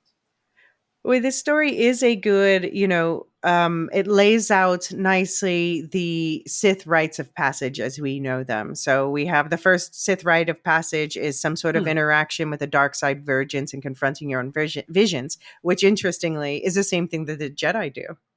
Ah, so this has a vergence. Okay. Yeah, so he went to the Sith temple and saw those visions. He was in a dark side virgins. Okay, I hadn't picked Yeah. up that particular term. I guess I must have read too No, they quickly. didn't say it in the story. It's just Oh, well then I feel yeah. much better. I mean, how am I supposed to know it was a That's why I'm vergence if you saying. don't tell me it's a vergence? I'm telling you now. You're telling me now. Thank you. Thank you for enlightening me. Or darkening me. I don't know. But it is, yeah. So we have the first rite of passage is you face a vergence, you face these visions, you confront your past and your inner darkness. And as a Jedi, you learn not to give that darkness power. But as a Sith, you want to slay the darkness. You want to you want to overpower it rather than letting it exist separate from you. Mm-hmm. Yes, so those of you who have watched The Acolyte, this is going to have a lot of Yeah, exactly. Yeah. So yeah, we good definitely see material for contemplation. Mm-hmm. We definitely see some vergences throughout the story. Sometimes it's a cave, maybe just a helmet. Wink, wink, nudge, nudge. Say no and more. and then the final Sith initiation is he killed a Jedi to steal and bleed her saber. So you'll see bleeding saber on screen later, but it's when you take the Jedi's saber and you corrupt the kyber crystal so that it's red like a Sith saber. So are all of these steps laid out somewhere in some other document, or do people kind of pull them together over the years from all these different stories that have been I told? mean, at some point, it is, at some point it was invented, but it is now, it is known. It is a common practice that we see happen over and over. So the showrunners of Acolyte would have Yes, they knew. Yeah. known all of this. Mm-hmm. Yeah. Probably you can look it up in Wikipedia, right? Well, yeah. I mean, but also Leslie Headland's deep into the stories. There's a reason she wanted to do that kind of Sith story with witches. Sure. See, this is superb background information. I wish I'd known this before seeing Acolyte. But, you can do it retrospectively. Some people are going to hear this before that. Fair point. But I hope it adds context, even if you watch the Acolyte first. Mm-hmm. But yeah, so Darth Caldoth, he set Ryan Nimbus up because he demanded a monument. So this is how he outwitted his apprentice and, stayed alive himself. Yeah. He basically gave him the chance to betray him and then had there be dire consequences to it. Yeah, it was a little jazz handsy for me as to how this all actually happened. How does the great bad know what the apprentice is doing and flips it around? I mean, that seems to be another theme from a couple of these stories. changing the words of a ritual. So does that mean that he kind of put the whole ritual in the path of his apprentice, so the apprentice would find it, and then That's how I okay, interpret it. Yeah. So Yeah. the question is, who is? I don't think this is a story being told to Luke and Leia. My theory is No. I think this is a story that Sith masters pass down to keep their apprentices in line and to Mhm. warn them of the dangers of trying to outwit their masters. Yeah, well, it makes sense to me. I also think there's a certain amount of okay, if you really think the dark is attractive, just know what you're getting yourself in for. Yeah. Yeah, could be also. Mm-hmm. This one feels closer to truth to me. I don't know, maybe not the exact ritual or something, but we have at least reference to Darth Caldoth elsewhere, so he's real in Star Wars history. Have you ever heard The tragic tragedy story of Darth Plagueis? So that's the way it's getting passed on, which would make it an oral tradition. Yeah. For the Sith culture, which is kind of interesting. Yeah, I think it is. Yeah, something masters pass down to their apprentices and then forget when they kill their masters. Well, I mean, this is the thing. Did we ever have a master who just up and died? Who died of like old age? Yeah. Some have gotten close, but of course, yeah, a lot of the old Sith stories were from the extended universe, which is not stuff that George Lucas wrote or anything. And George Lucas kind of disavowed all that stuff, so they just wiped the slate clean, and they're bringing some of that into it. So yeah, we'll see. We'll see what they do with it. This is some of the earliest. Yeah, these are the earliest Sith stories we have in canon. Yeah, I'm thinking ahead to the final trilogy, and I'm like, yeah. Well, now they're shaky. Yeah. And yet, I mean, you can fit it into the pattern. Mm-hmm. The constant desire for eternal life, which has always puzzled me, but yeah, there you are. Particularly when it's full of so much darkness and suffering. I mean, was there anything you wanted to add about this one before we moved on?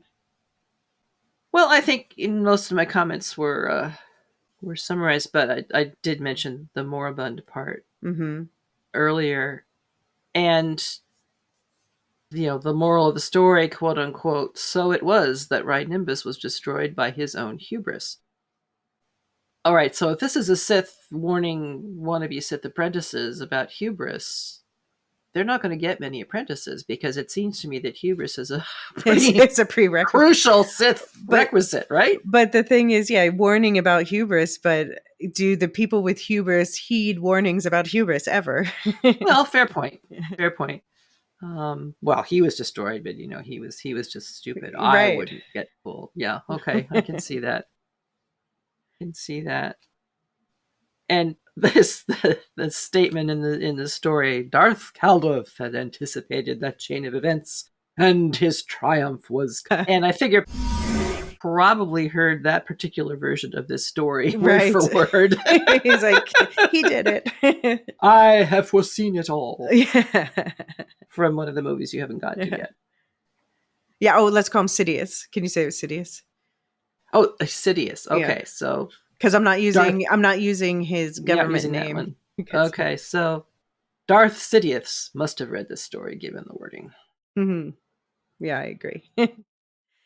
So in the next story, we see this story we just talked about from a new perspective, and we see it from the perspective of the Nightsisters, which are the most prominent witches in Star Wars. So we're just learning through stories that are being released right now that are set later in the timeline that they seem to have originally, once upon a time, long before this, come from another galaxy. And they tamed the Purgle, which are the hyperspace traveling whales, so that they could cross the stars and come to this galaxy and settle on the planet of Dathomir. We'll talk about the Nightsisters a lot more. I've talked about them a little bit before. We'll talk about a lot more going forward in the timeline. But from a source book for Fantasy Flights games, a TTRPG called Collapse of the Republic, there's this quote about them set during this era. According to a commonly told story, the first Nightsisters were trained in the ways of the Force by Elysia, a female Jedi whom the Jedi Council had sent into exile on the mysterious planet of Dathomir. However, the Jedi Council had no records of an exile named Elysia, and the Nightsisters themselves had other contradicting tales about their origins. Even if she was not the founder of the sisters, it was true that Elysia wrote the Book of Law, which taught the sisters to dislike the Jedi. Yeah, there's always a textual basis for, discrimination and whatnot somewhere, isn't there? Right, a disgruntled Jedi. But I think, there's also just the fact that the Nightsisters are dark side users, so That they isn't going to endear them to the Jedi. no, it's not the Jedi's particularly. favorite kind of people. And they are exclusively female. They call their leaders mother or great mother. And as I mentioned, aside from the witches we meet in the Acolyte in Star Wars lore to date, all witches tend to come from the red blighted planet of Dathomir, which is not dead, but it's like blighted in the Wheel of Time way, where it's like this kind of grotesque wildlife. They are, you get to run around there, by the way, a lot in Jedi Fallen Order. But do you want to? Well, yeah. if it's blighted. It's not as, the other one, you also visit there, the Wookiee planet of Kashyyyk, which is a planet. And actually, Kashyyyk is kind of in some ways scarier because everything there will eat you. It's like jungle Australia. Yeah. And you can't see what's coming because it's all such dense foliage. Yeah. So the Nightsisters are dark side users. They use green and they call it magic, which and they're especially known for necromancy, but they use this green stuff. They call it a magical ichor, which is a glowing green mist they pull from the planet and harness to use. But it's also, they do, it is in a way of manipulating the Force in a very different way. It's been confirmed. But Marilyn, I think the Nightsisters interest you, but you're more keen on our light side counterparts, the Mountain Clan? Yes, well, I do tend in that direction more anyway, but I find it fascinating that they're using the magic with a K spelling because that originated in ITRW in the real world. Yeah. With a particular practitioner who was kind of dicey. But he was one of the earliest ones to be public, and so some of his sayings stuck, such as, do what you will, love is the will, love under law. Anyway, I'm getting it mixed up because I didn't take notes. But he decided to spell magic with a K in order to distinguish it from prestidigitation. Okay. Or stage magic. Right. And a lot of practitioners thought that was kind of pretentious, perhaps is a good word for what they thought about it. But I always find it fascinating when these bits and pieces of the history of contemporary practice of witchcraft, magic, paganism, whatever your particular path, show up in these popular genres. Yeah.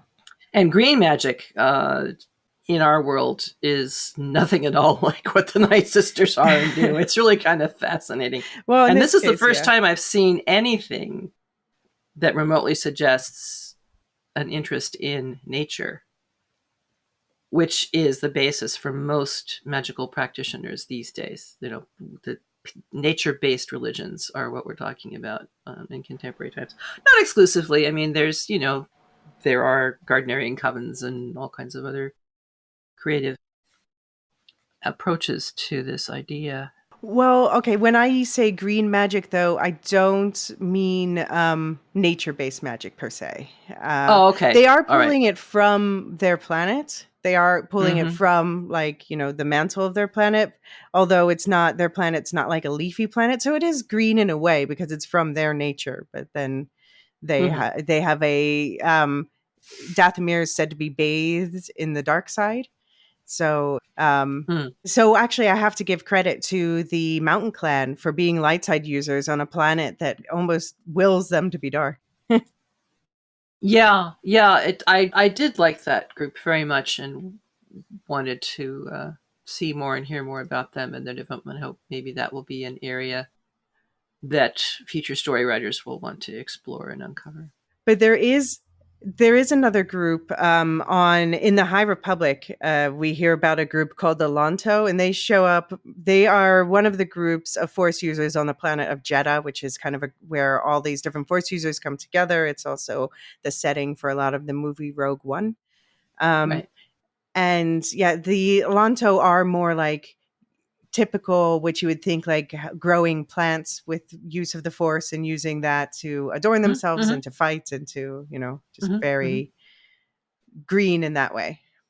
Well, and even the Nightsisters that we saw in Acolyte are using the Bantu tree. Mm.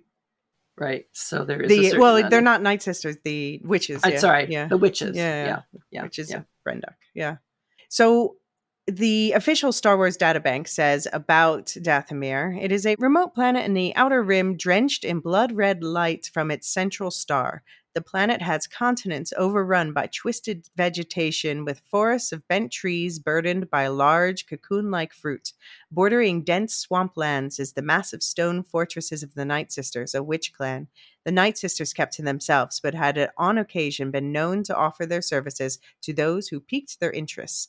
Far from the Nightsisters lived the Night Brothers, a tattooed clan of Zabrak warriors who were subservient to their female counterparts, and Maul is the most famous Night Brother. Mm-hmm. Mm-hmm. So I also pulled from here a quote from StarWars.com about the magic with a K they used. Do you want to read that quote? Sure. Although their understanding of it was unique to their world and culture, the magic the sisters wielded was seemingly connected to the Force, just used in a vastly different way than the Jedi or the Sith. Where those groups followed strict dogmas and used the Force in arguably more simple ways, such as pushing and pulling, the Nightsisters used their magic to cast spells, perform rituals, and brew potions. So you had a lot of questions about what the interaction is between magic and the Force. This doesn't exactly clarify it, but it clarifies that there is some sort of, it is Force based. Well, I just see it as it's all the same energy and everybody's calling it different names and using it differently. Other people might disagree with that, and certainly in world I'm sure people would disagree with that. But we make up names for things that we don't understand and interact with them and use them, to the best and the worst of our abilities. Yeah. And make stories about how and why we use them, why they're there, where did we first learn, all those kinds of things that we're talking about here today. So I could make a case where at the end of the day, it's all just the same power, and it's to some degree shaped and fashioned by how people approach it and what they want to use it for. Yeah. I was more interested in the cultural understanding. Mm. Yeah. And how people might be distinguishing magic from using the Force. Yes, well, we see in this, as we see in other things like the Clone Wars and other Nightsister stories, that they have their own well-developed culture, and we're only just starting to learn about it. In, for instance, the series Ahsoka, where this originated from, but they have they have their own documents and dogma and rituals and everything that are completely separate from the Jedi or the Sith or other Force users. Yeah. So maybe they wind up occupying the gray position. Yeah. Well, yeah. In this particular setup. Yeah, I mean, they lean dark, but maybe not black, like dark red, Well, I mean, dark is in the eye of the beholder. Right, exactly. And so one of their, and I think they're seen as darker because of their necromancy. So one of their practices they're most known for are these burial pods. Right. So the Nightsisters, this is a quote from the story. The Nightsisters had long before adopted a practice of mummifying their dead and committing them to pods of animal skin, which they hung from structures that resembled trees, decorated with tassels and animal bones. In times of extreme crisis, these dead Nightsisters could be resurrected, stirring from their pods like nightmarish shadow moths to defend their living sisters. And yes, you do fight them in video games in Fallen Order. And you'll see them on screen before that as well. Another cool fact about the Nightsisters is, and this is something I'm dying to see on screen, but they are Rancor riders. So Oh. Rancors are like these big, ugly beasts that maybe have a softer side. I kind of like Rancors. They're often used to scare people, but they're animals. They have a softer side. Yeah, they're massive though. But according to some of the more questionable canon, but canon nonetheless, they teamed up to drive with the Rancors, and the Nightsisters teamed up to drive out the six-armed snake-like Frumpath species who used to live on Dathomir but taxed the planet's resources too much. And yeah, we'll talk about this more in a novel that's tied to the movie Solo. Oh. So Darksiders, yeah, at odds with the Jedi, but clearly their manipulation of life and death is something that Darth Caldoth would have been very interested in. No doubt. So I'll read a summary of the story, and then I've pulled a quote from it below if you'll read that afterwards. Mm-hmm. But so the story, The Gilded Cage, from Dark Legends. Darth Caldoth stole the mummified remains of a Night Sister from the planet Dathomir in order to learn the secrets behind the Night Sisters' reanimation process. Considering this act a decree of war, the Night Sisters plan their revenge upon Caldoth. After gathering 6 sisters and putting them through great trials, the young sister named Zeldin was selected to carry out their revenge, following defeat of Caldoth by the Jedi, Bran Athmarath. The Night Sisters performed a ritual to project Zeldin's thoughts into Caldoth's mind. There, she observed, and slowly broke down Caldoth's mental barriers so she could influence his thoughts. She influenced Caldoth to recruit an apprentice, Rye Nimbus, who the Night Sisters thought could defeat him. But Rye Nimbus was tricked by Caldoth and imprisoned forever as a statue. They then tried to lure Caldoth to the moon of Obsidia and let its spirit guardian defeat him. But yet again he prevailed. Angered, Zeldin planned a final trap, stoking Caldoth's flames of hatred for the Jedi Bran Athmarath. They hoped to lure Caldoth into falling to the Jedi's blade. Caldoth attacked the world of Kizan, and the Jedi responded. This time Caldoth defeated and killed the Jedi. On Dathomir, Zeldin screamed in frustration, for she had once again failed. Their patience gone, the Night Sisters resorted to drastic measures. They prepared a ritual that would allow Zeldin to assert their fuller control over Darth Caldoth, but Caldoth had known of the Night Sister presence all along, and his mastery of the Force allowed him to instead trap Zeldin within his mind.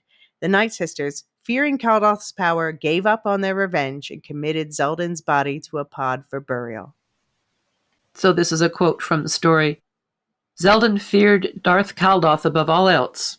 Yet she knew there could be no turning back, for the vengeance of the Night Sisters was absolute.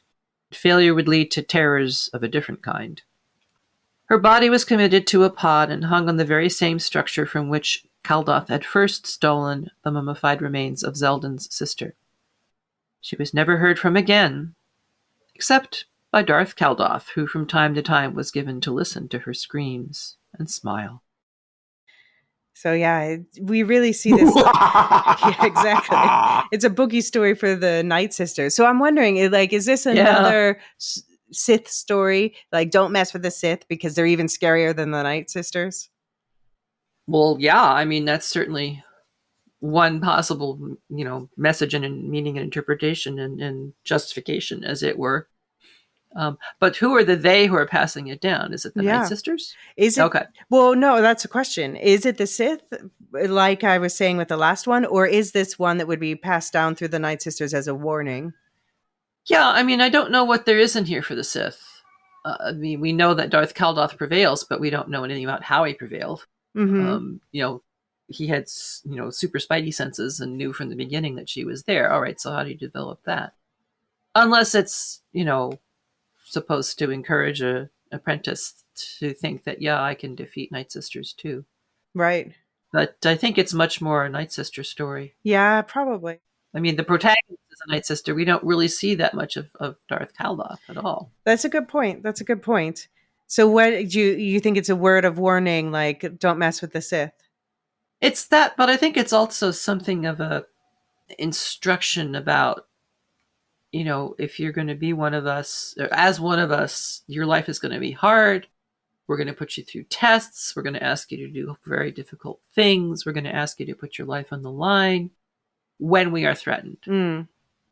And we will love you and we will honor you and we will treat you with respect. And it's going to be a really tough life. Right. And failure is not forgiven. Failure is not forgiven. There's nothing soft about it. How true and or factual do you think this might be? Oh, I think you could definitely say it's true. Whether or not you could say it's factual. Well, here's an interesting thought. Maybe it was a story created by Darth Caldoth and circulated among the Nightsisters. Mm-hmm. And they took it up and embellished it and, made it a story for tutelage for their younger sisters.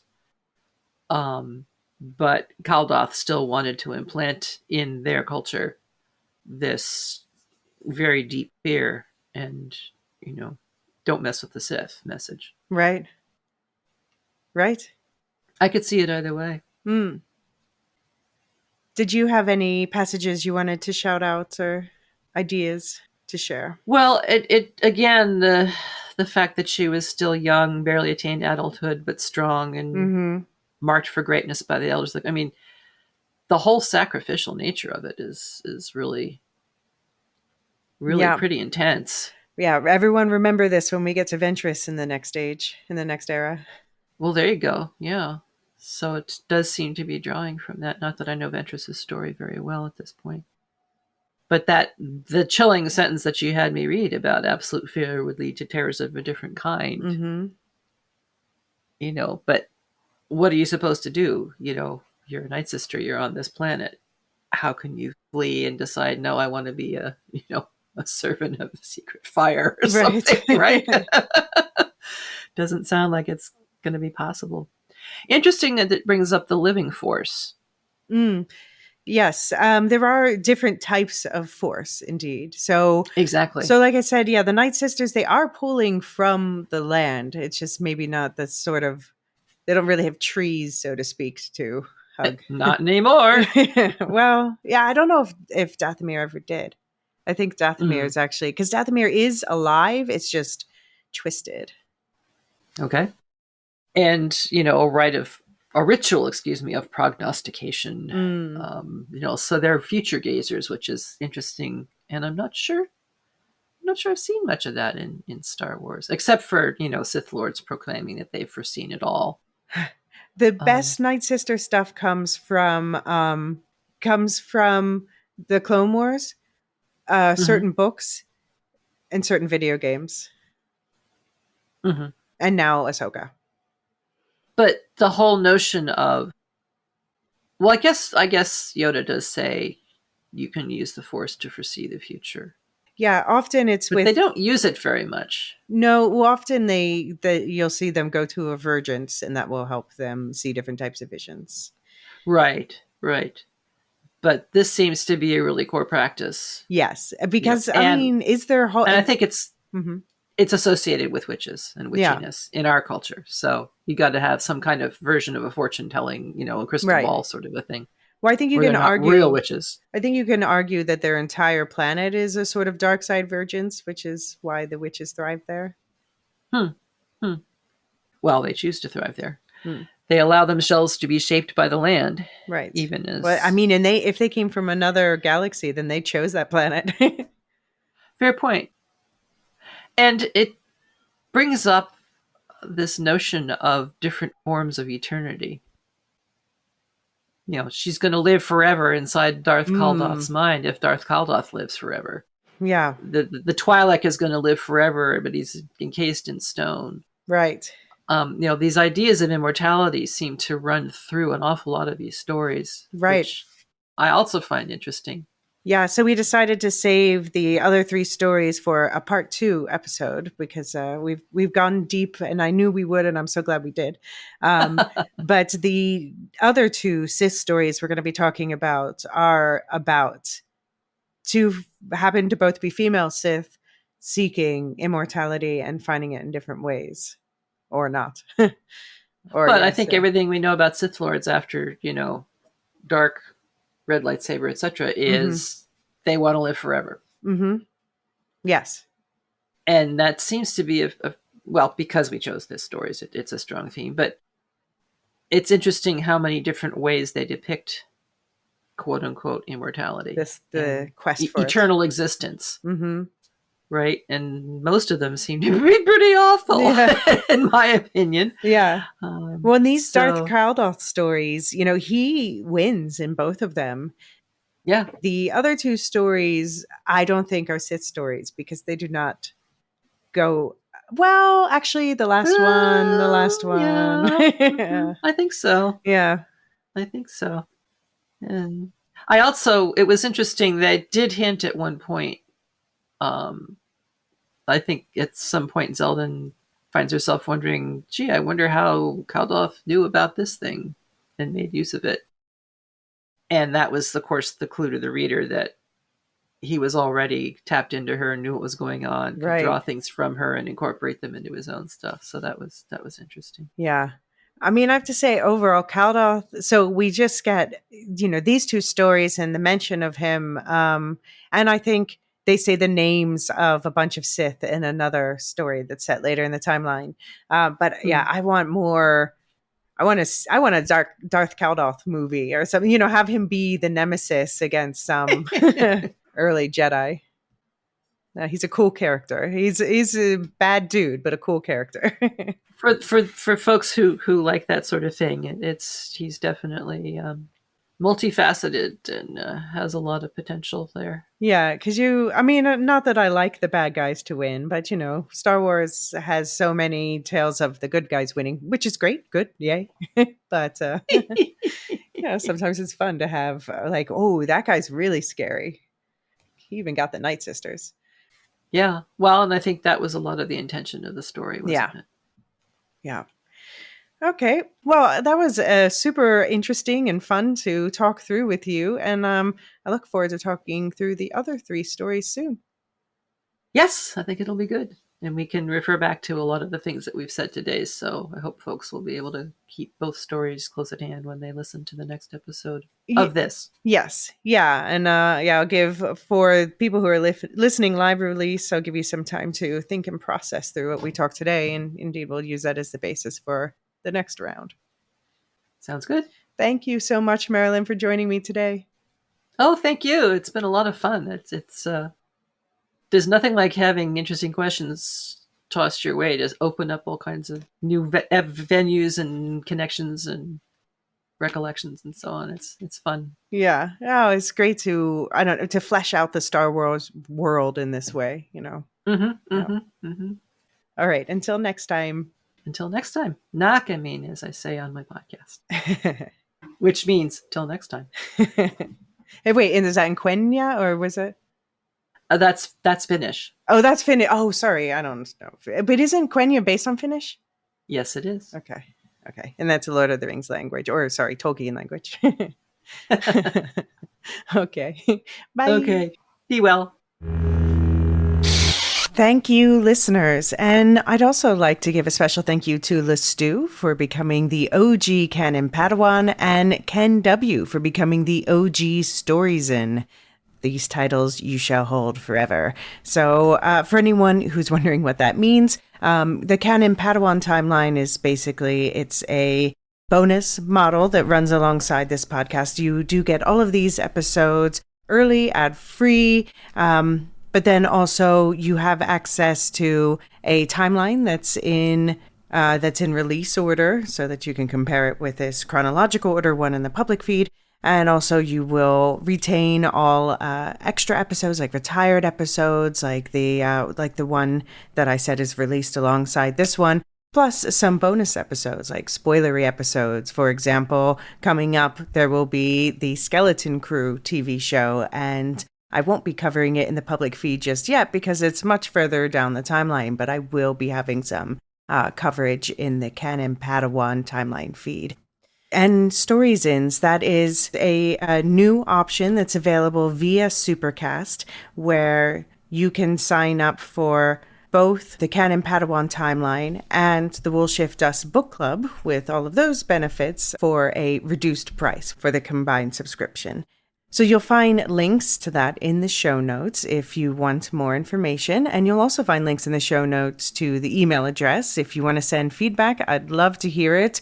Any and everything Star Wars, we'll include it in the appropriate episode. You can send feedback to swtimelinepodcast@gmail.com. And you'll also find in the notes the Lorehounds website, where you'll find links to all the podcasts in the Lorehounds family, including my own Woolshift Dust podcast. Next up in the public feed is going to be the Dune book breakdown and a Silo trailer breakdown whenever one of those drops. In the book club, we're busy finishing off the Silo books and stories, where we're ramping up for a pre-Season 2, Season 1 rewatch, and so that Abby and I can talk through all of the book spoilers there. And the main Lorehounds feed is deep into Rings of Power coverage, which I am not part of, but am thoroughly enjoying. So all of the lore to explain Rings of Power, and I will be participating in, with Jean, weekly Agatha coverage. So that's coming out in 2 weeks. There's going to be an Agatha prep episode in the Lorehounds feed before that. Plus, Jean and I are starting our DC coverage this week. And you can also look out in the Lorehounds feed for Alien Romulus and Beetlejuice one-shots coming up soon, and more coming up in the weeks to come. You can catch up on episodes of Rings and Rituals, Properly Howard, and Radioactive Ramblings, but please do check out the newest member of the Lorehounds family, Nevermind the Music. We finally have a music podcast. So Nevermind the Music features two academics casually talking about the music that made them, with laid-back deep dives into the science and stories behind the songs and some snazzy editing. You can already check out the teaser episode in their feed, and their first full episodes drop on September 10th. As for this feed, next up is part 2 of my discussion of Star Wars Canon Folklore from the Old Republic with Marilyn. We're going to be discussing 2 more Sith stories and a mad Shistavanen story. You might want to know what a Shistavanen is before Skeleton Crew begins. And in that episode, I will also be joined at the end by Jedi Bob and by Marcin and Chelsea, who have joined me to talk through our first Old Republic mailbag. Then, in the following episode, we're jumping back to the High Republic to talk through 2 more Star Wars Visions episodes combined with the High Republic mailbag, followed by the next episode, a breakdown of Season 2A of Young Jedi Adventures, the first 11 episodes of the second season. And after that, you'll get a breakdown of the Legends Darth Plagueis book with Jedi Bob and I, which will lead us right into the 4th era. After the Plagueis episode, I'll release an era overview episode talking about how the content will be covered. The central eras packed with content will be handled slightly differently than these earlier eras. And the High Republic Phase 2, i.e. the earliest phase book coverage, is also coming soon once the participants are a little less overwhelmed with the crush of content this fellowship fall. That's all for now. See you again in a couple weeks, live listeners. For those of you listening later, the next episode awaits. And just remember, never try to outsmart a Sith.